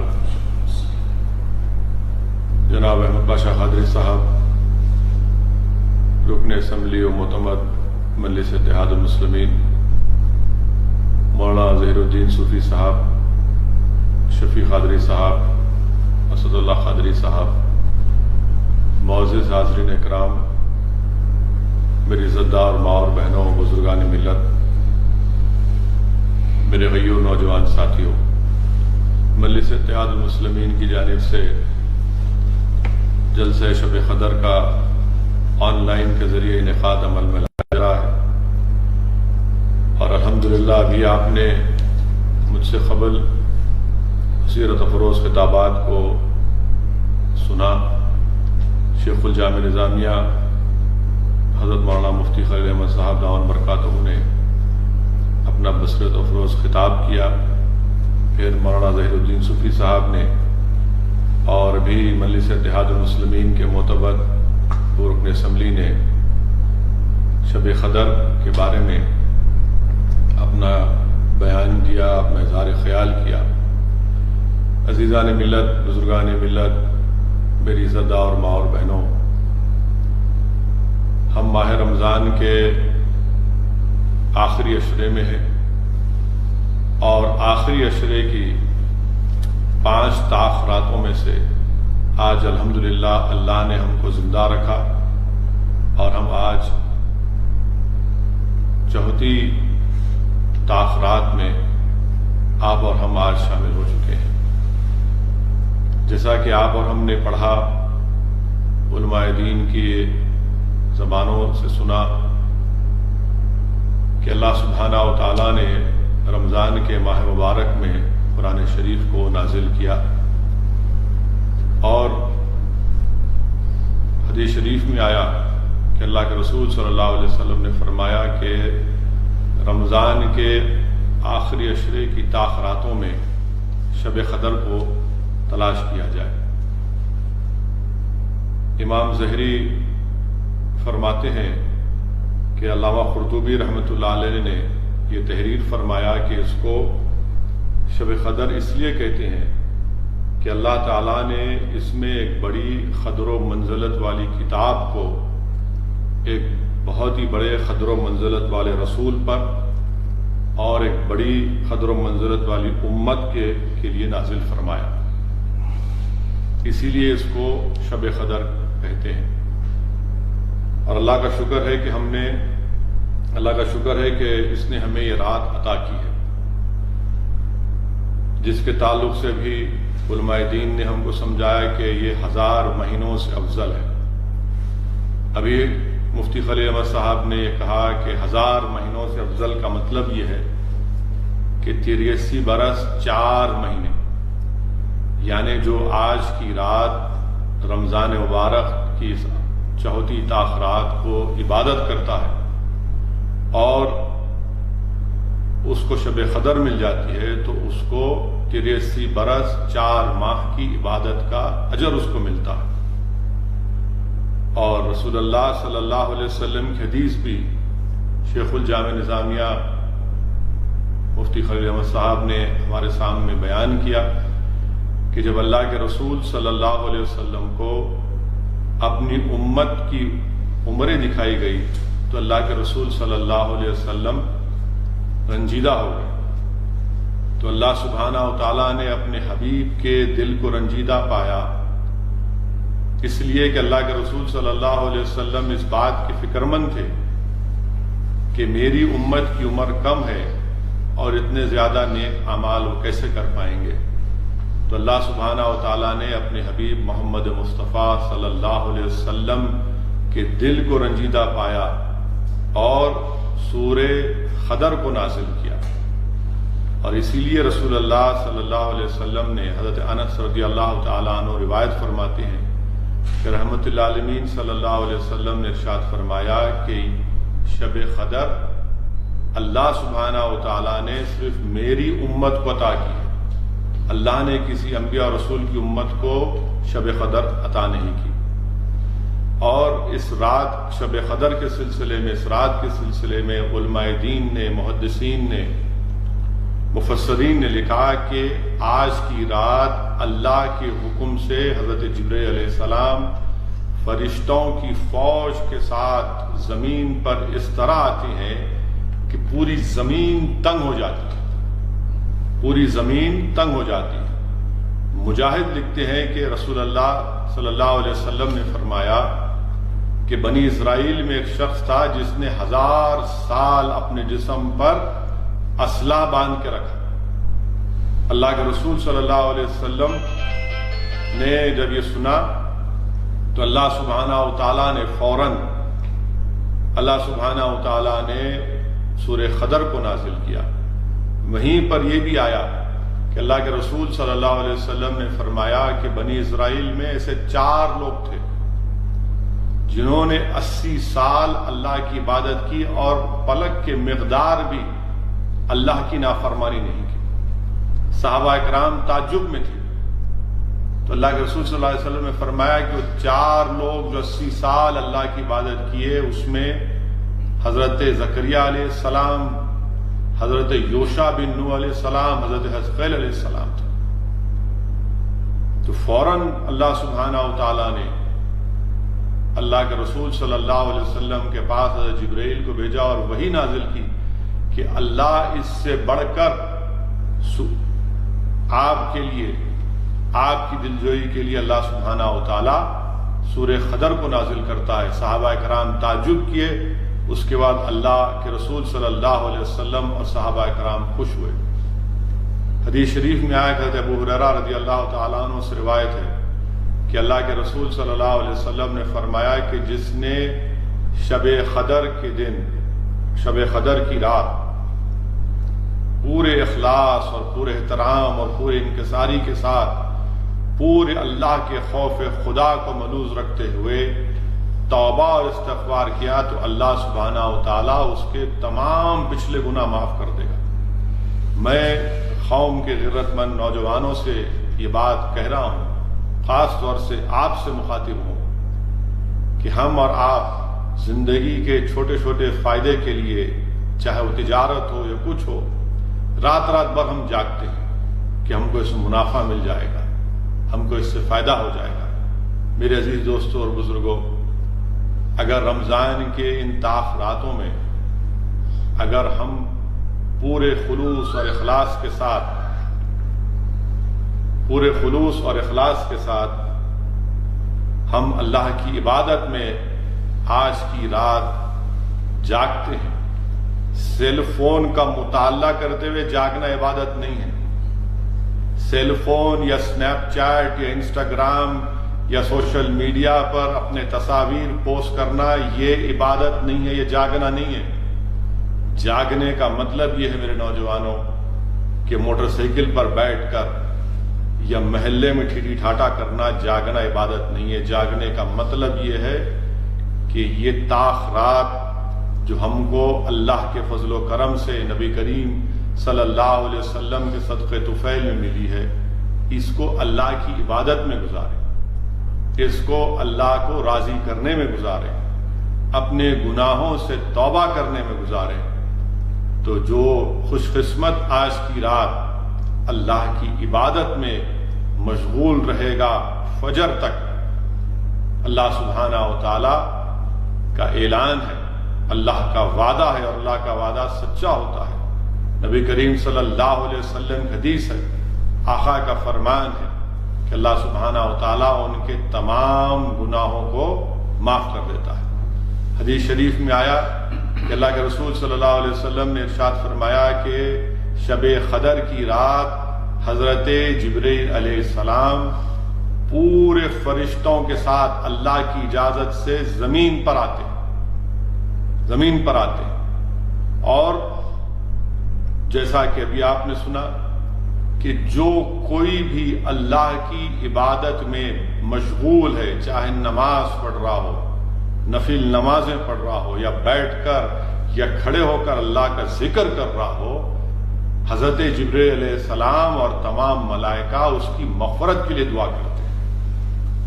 مفسرین نے اس حدیث شریف کے بارے میں لکھا کہ آخر کیا وجہ ہے کہ اللہ سبحانہ و تعالی اپنے حکم سے، اپنی اجازت سے زمین پر فرشتوں کو کیوں بھیجتا ہے؟ کیا یہ فرشتے ہم گناہ گاروں کے گناہ بھی دیکھ لیں گے؟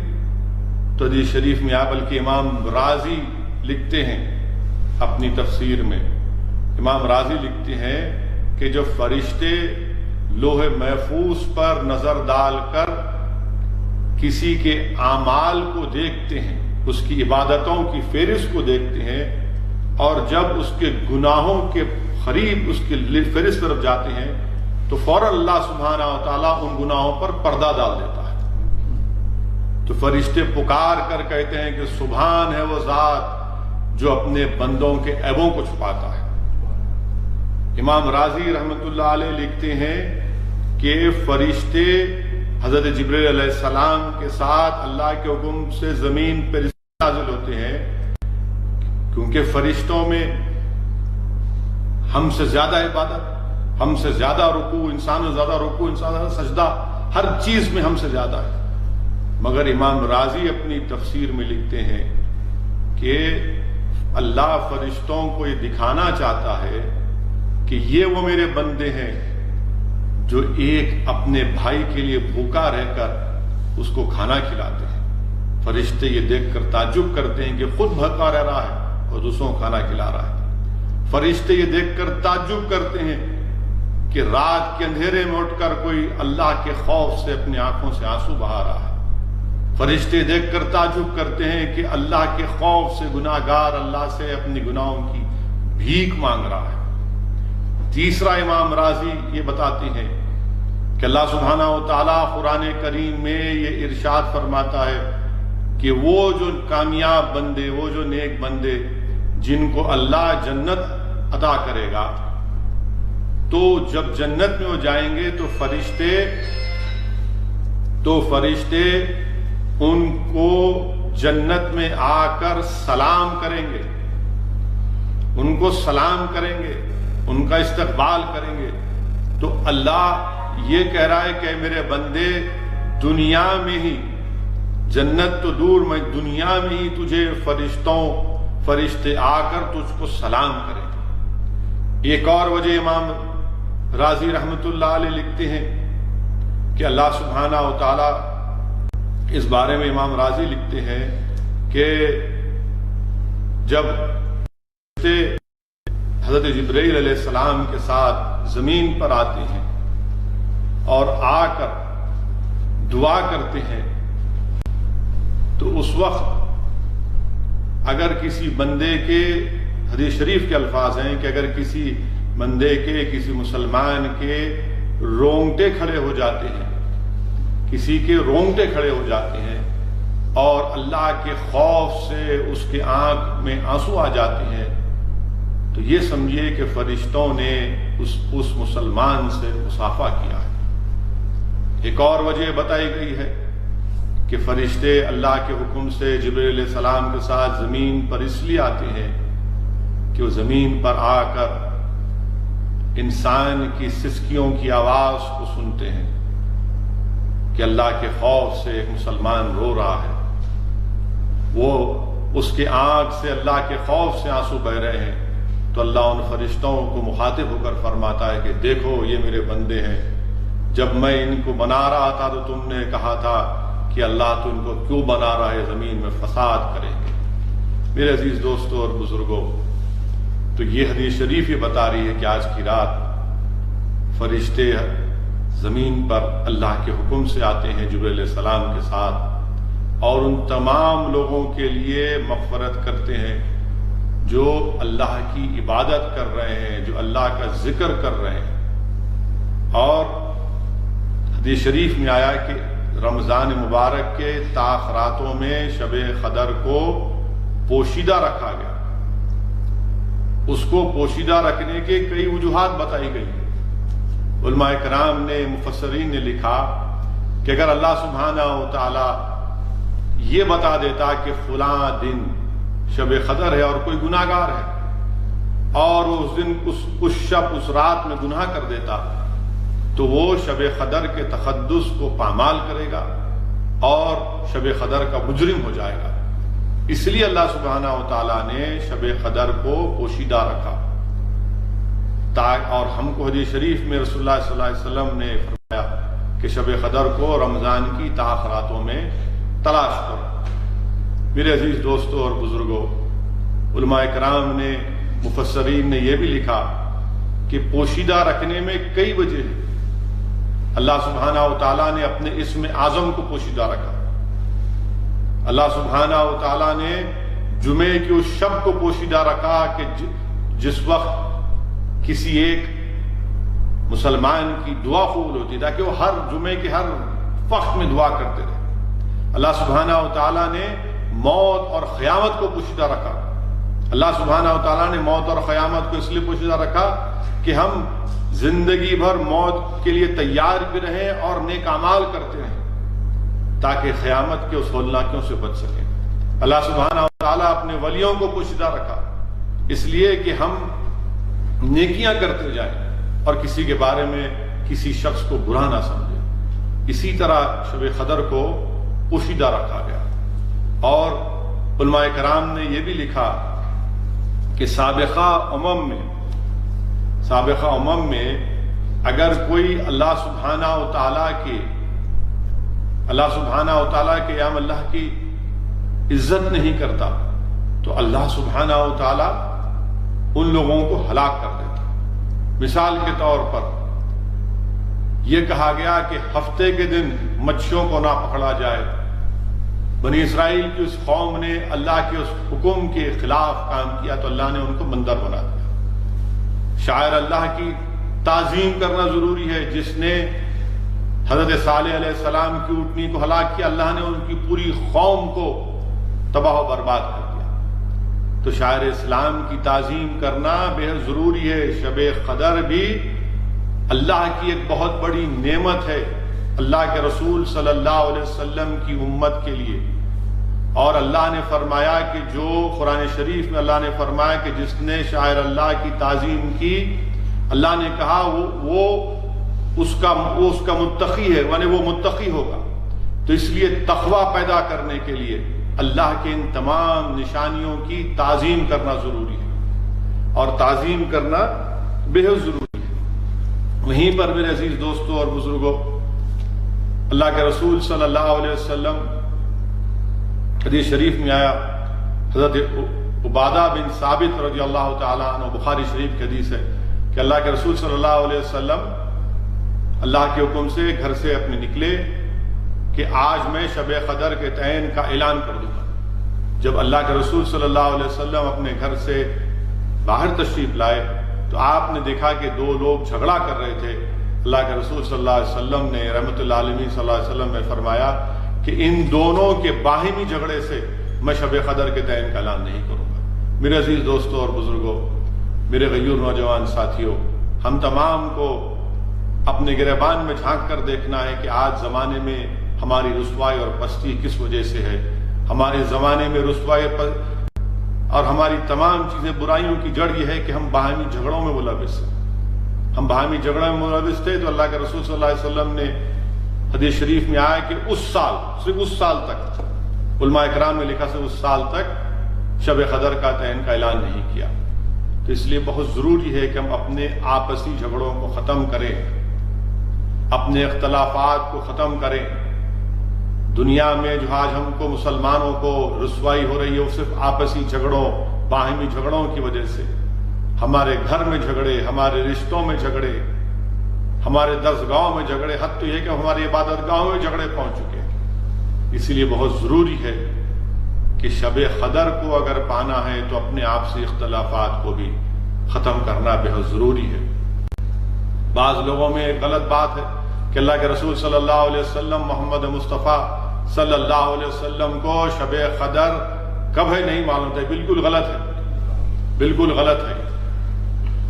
اور میں نے علماء کرام کی قدموں کے پاس بیٹھ کر سنا ہوں کہ امام بدر الدین عینی رحمت اللہ علیہ شرح بخاری کی شرح میں حضرت سفیان بن انیہ رحمت اللہ علیہ رضی اللہ تعالیٰ عنہ سے روایت کرتے ہیں کہ اللہ سبحانہ و تعالیٰ نے محمد مصطفیٰ صلی اللہ علیہ وسلم کو شب قدر کے تعین کب ہے بتا چکا تھا، اور رسول اللہ صلی اللہ علیہ وسلم اپنے غلاموں کو بھی بتا چکے تھے کہ شب قدر کب ہے۔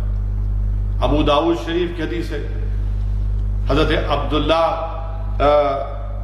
عبداللہ بن انیس رضی اللہ تعالیٰ عنہ، ابو داؤد شریف کی حدیث ہے کہ آپ ایک گاؤں میں، دیہات میں، ویرانی میں رہتے تھے۔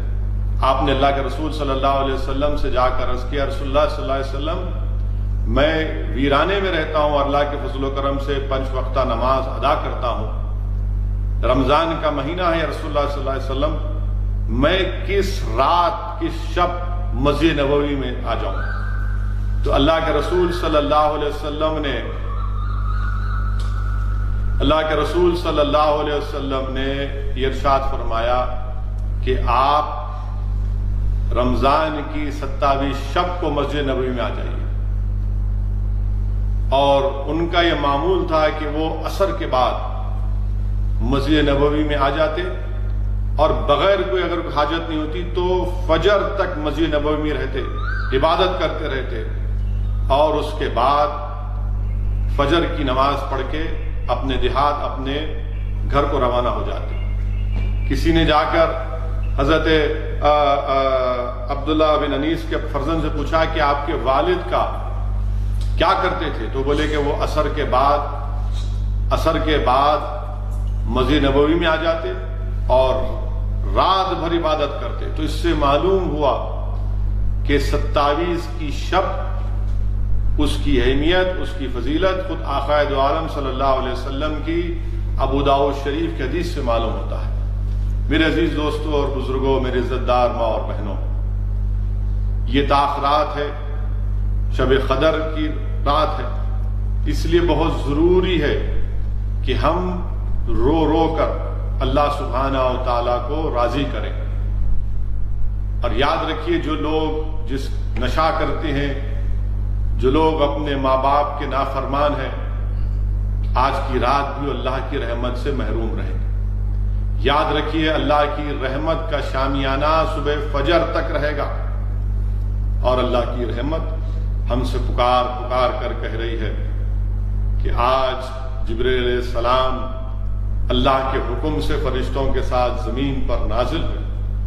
اگر کوئی اللہ سے اپنی مغفرت، اللہ سے اگر کوئی اپنی توبہ، اپنے گناہوں کی توبہ کرتا ہے تو اللہ سبحانہ و تعالیٰ اس کے گناہوں کو معاف فرمانے والا ہے۔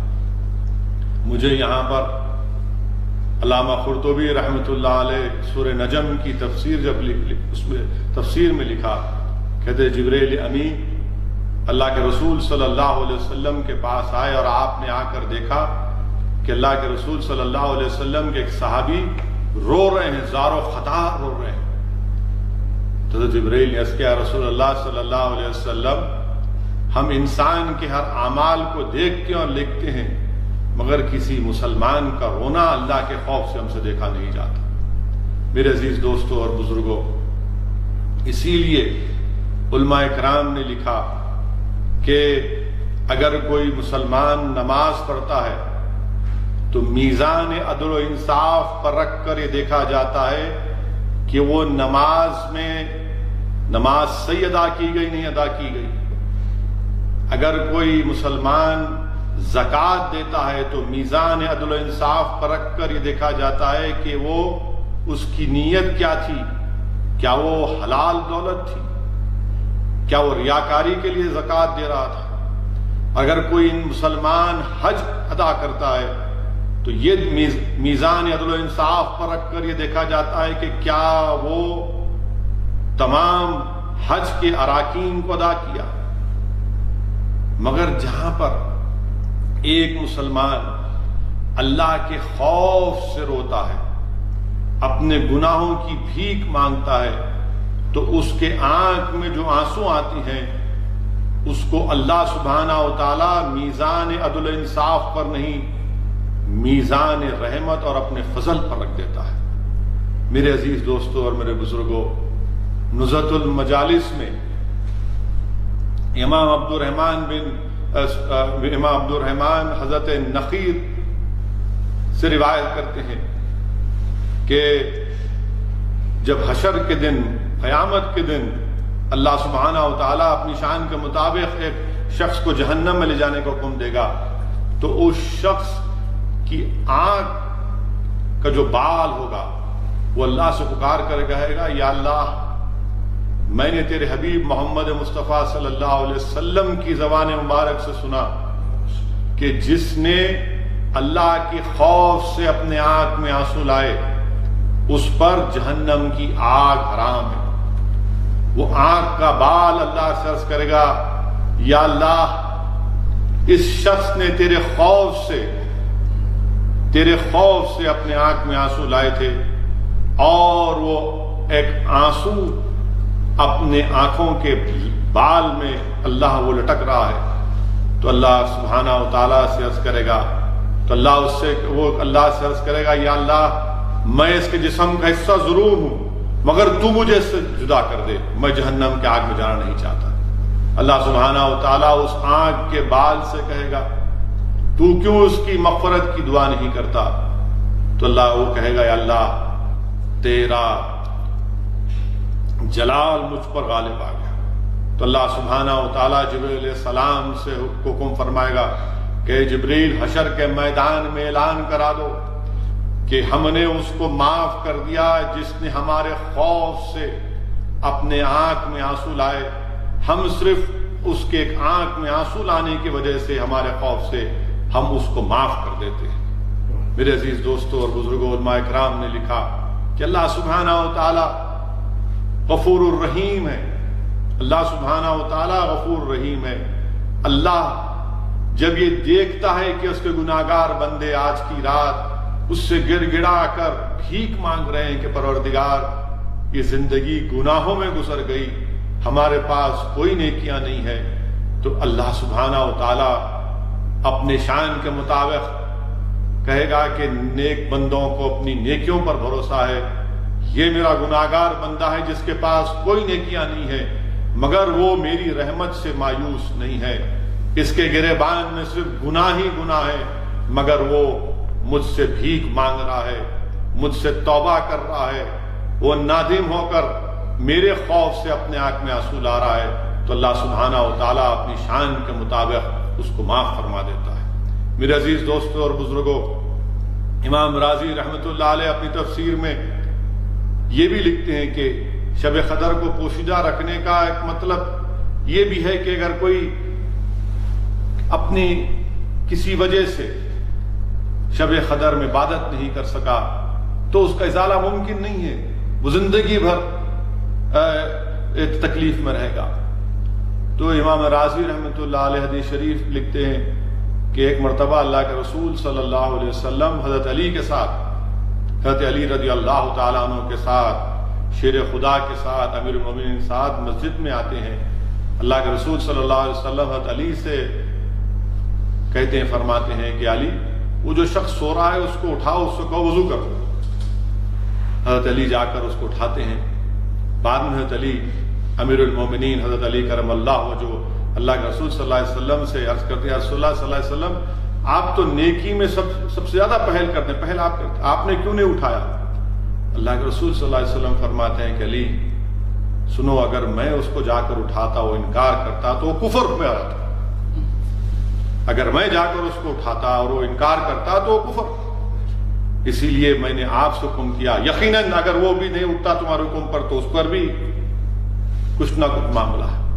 تو اللہ، آپ دیکھیے علماء کرام نے لکھا کہ رسول اللہ صلی اللہ علیہ وسلم رحمت للعالمین ہے، اور اللہ سبحانہ و تعالی اپنے محبوب کے ذریعے سے، اپنے حبیب کے ذریعے سے، رحمت للعالمین کے ذریعے سے پیغام دے رہا ہے کہ اللہ کتنا غفور رحیم۔ میرے عزیز دوستوں اور بزرگوں، اگر ہم نے اس ماہ مبارک میں غفلت میں اپنا وقت گزارا ہے تو اس کو رحمت میں تبدیل کر لو، اس غفلت کو رحمت میں تبدیل کر لو۔ اللہ کی رحمت بہت جوش میں، میرے عزیز دوستوں اور بزرگوں، اللہ کی رحمت بہت جوش میں ہے۔ آپ سوچئے کہ سید الملائکہ، پوری اللہ کی زمین تنگ ہے، طاف رات ہے، شب قدر ہے، پوری زمین تنگ ہے، اتنے فرشتے ہیں۔ میرے عزیز دوستوں اور بزرگوں، بھیک مانگ لو، کیونکہ امام راضی نے یہ بھی لکھا کہ اگر کوئی مسلمان کسی ایک ولی کی صحبت میں ہوتا ہے، کسی ایک عالم کی صحبت میں ہوتا ہے، کسی ایک مفسر کی صحبت میں نماز پڑھتا ہے تو بڑا احترام سے خوشو خضوع کے ساتھ کرتا ہے کہ حضرت ہے، مولانا ہے، قبلہ ہیں، یہ وقت کا ولی ہے، میں ان کے ساتھ عبادت پورے خوشو اور خضوع کے ساتھ۔ تو یاد رکھو، آج فرشتے سید الملائکہ کے ساتھ زمین پر اللہ کے حکم سے نازل ہوتے ہیں۔ اللہ یہ بتانا چاہ رہا ہے کہ یاد رکھو، یہ میرے انسان، یہ میرے بندے ہیں، آج ہم کو ایسی عبادت کرنا ہے۔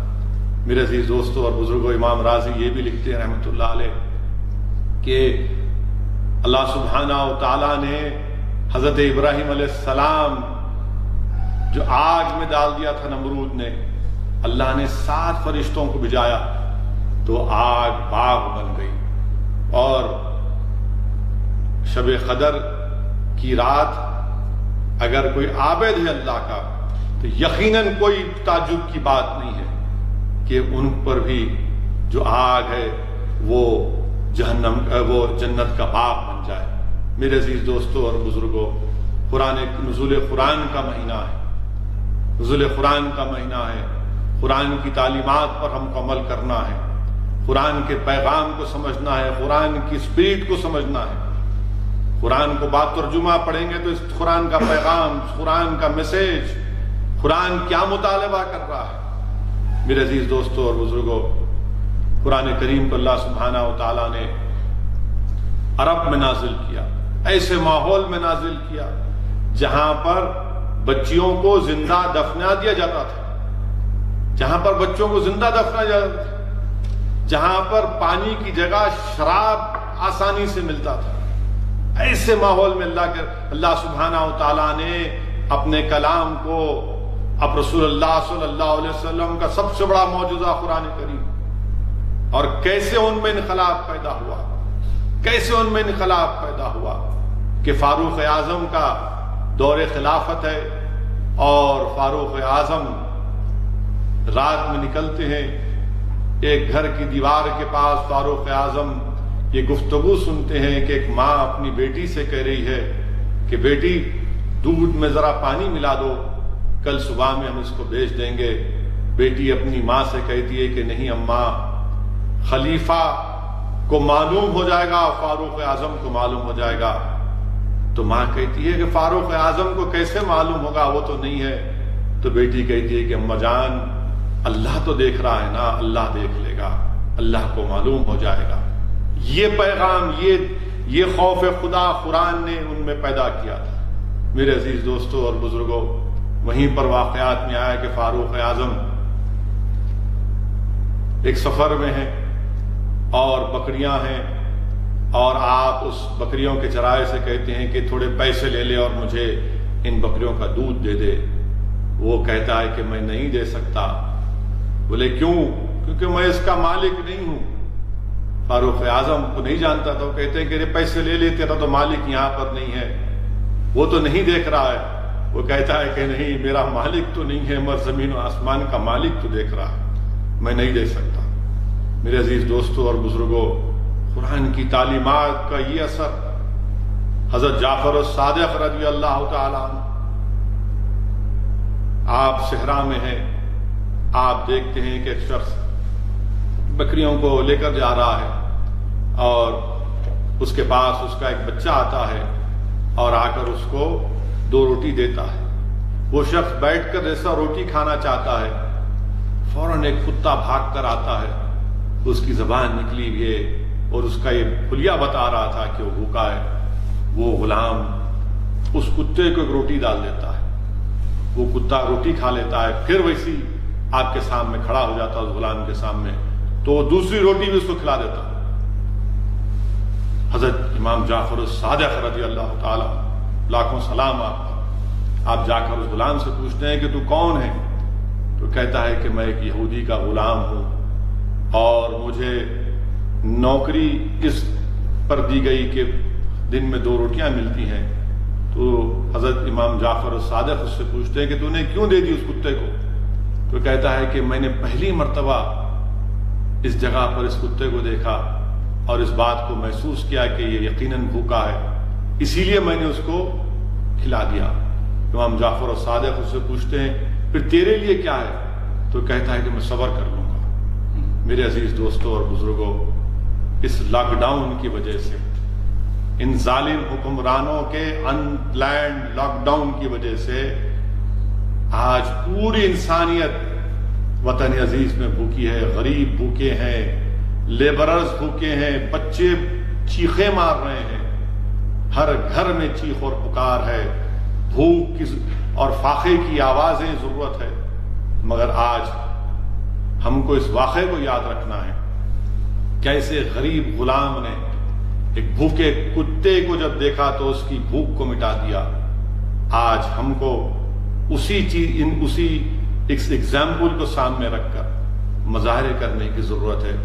میرے عزیز دوستوں اور بزرگوں، یہ رمضان کی 4 تاخرات ہے، شب قدر کی رات ہے۔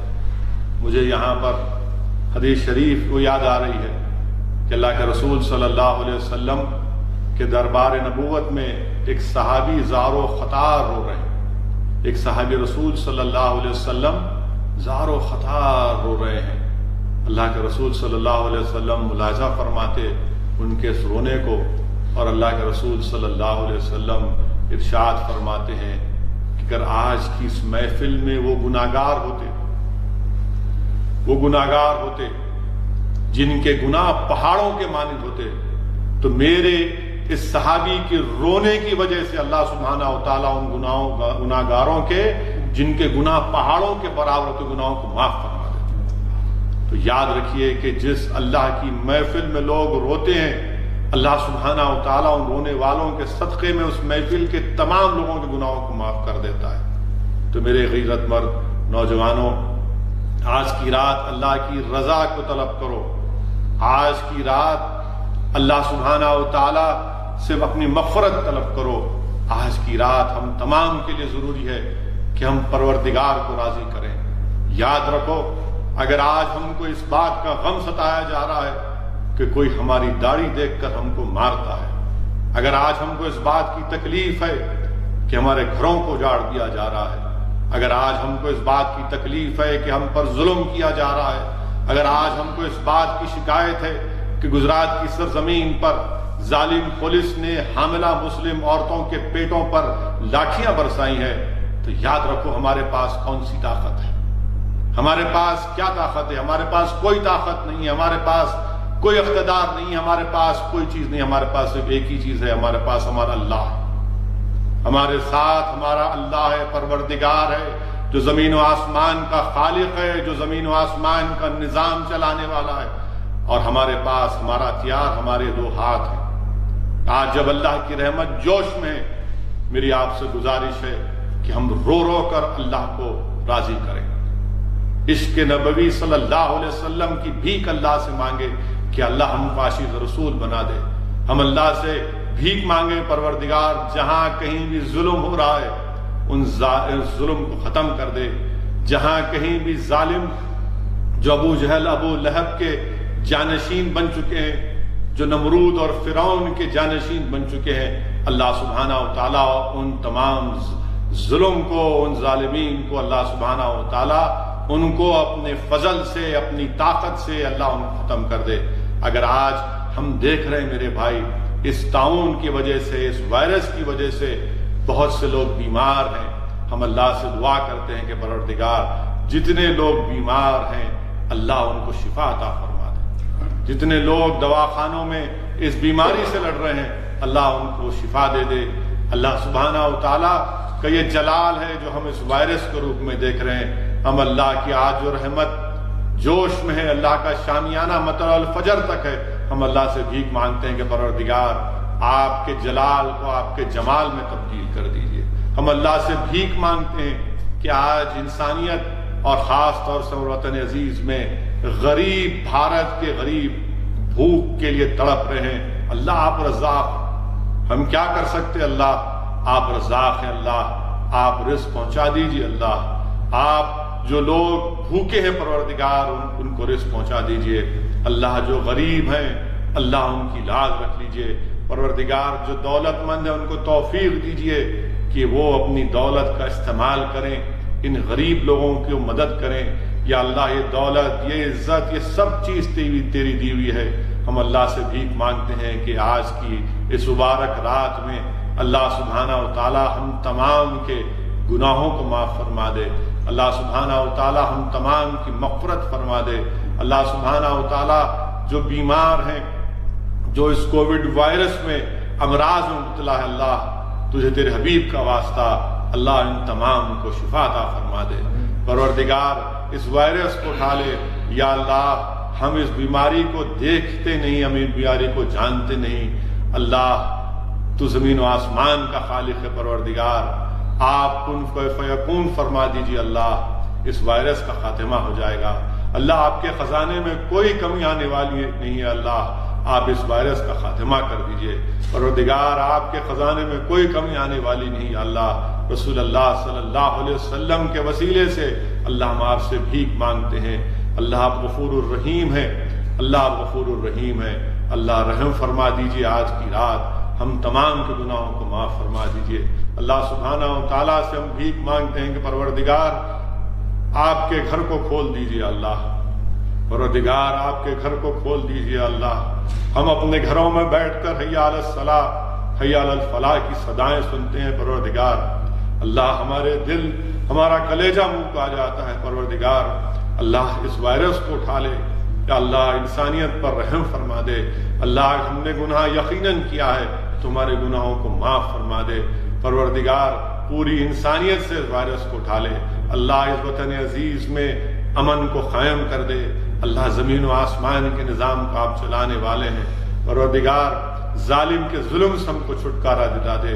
अल्लाह घरों को लूटा जा रहा है, बर्बाद हो रहे अल्लाह घर को, और हमको सिर्फ इसलिए सताया जा रहा है रब्बुल आलमीन कि हम तेरे नाम बेवा हैं। अल्लाह हमको इसलिए सताया जा रहा है कि हम तेरी तौहीद का इकरार करने वाले हैं। अल्लाह हमको इसलिए मारा जा रहा है कि हम तुझे वहदहू ला शरीक कहने वाले हैं। परवरदिगार हम पर जुल्म इसलिए किया जा रहा है कि हम तेरे हबीब मोहम्मद मुस्तफ़ा सल्लल्लाहु अलैहि वसल्लम के उम्मती हैं।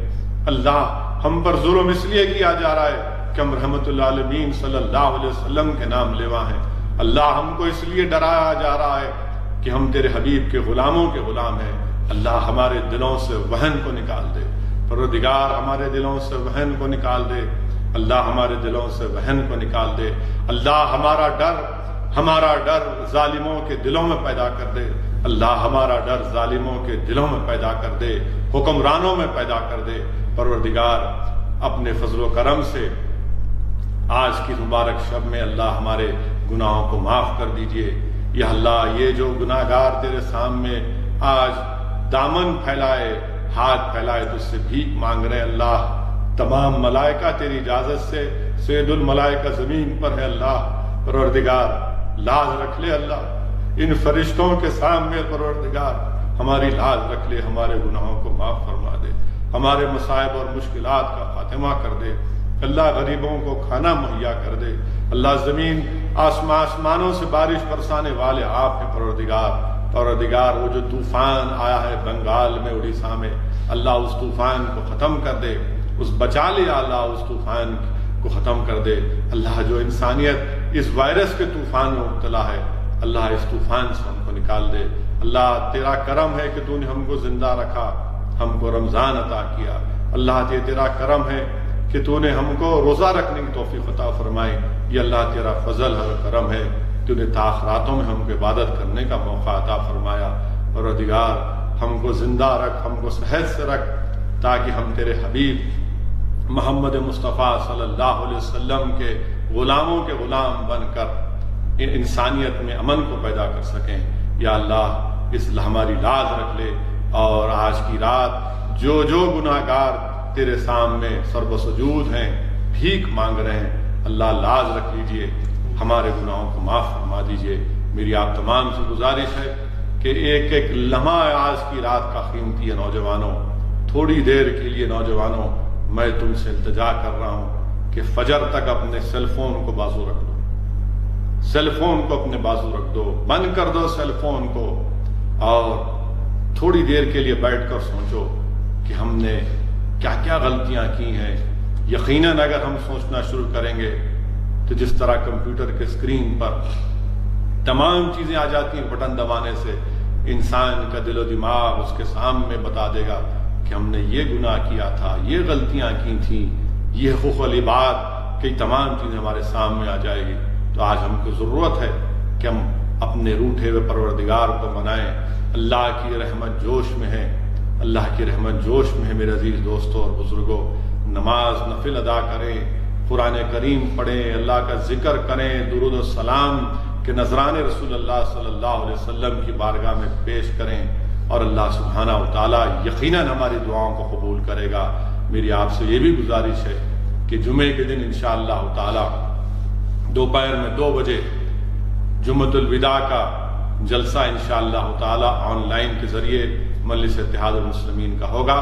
आप तमाम से गुजारिश है कि अगर आपको वक्त मिला तो आप ज़रूर उस जलसे में भी आप ऑनलाइन के जरिए उसको देख सकते हैं, उसमें शिरकत कर सकते हैं। मैं आप तमाम को शुक्रगुजार हूँ कि आपने अपना कीमती वक्त निकाल कर आज के इस जलसे को ऑनलाइन के जरिए सुना। मेरी अल्लाह से फिर से दुआ है कि अल्लाह हम तमाम को तौफीक दे कि हम जो सुना उस पर अमल करने की हमको तौफीक दे। वाखिरु दावाना अल्हम्दुलिल्लाहि रब्बिल आलमीन।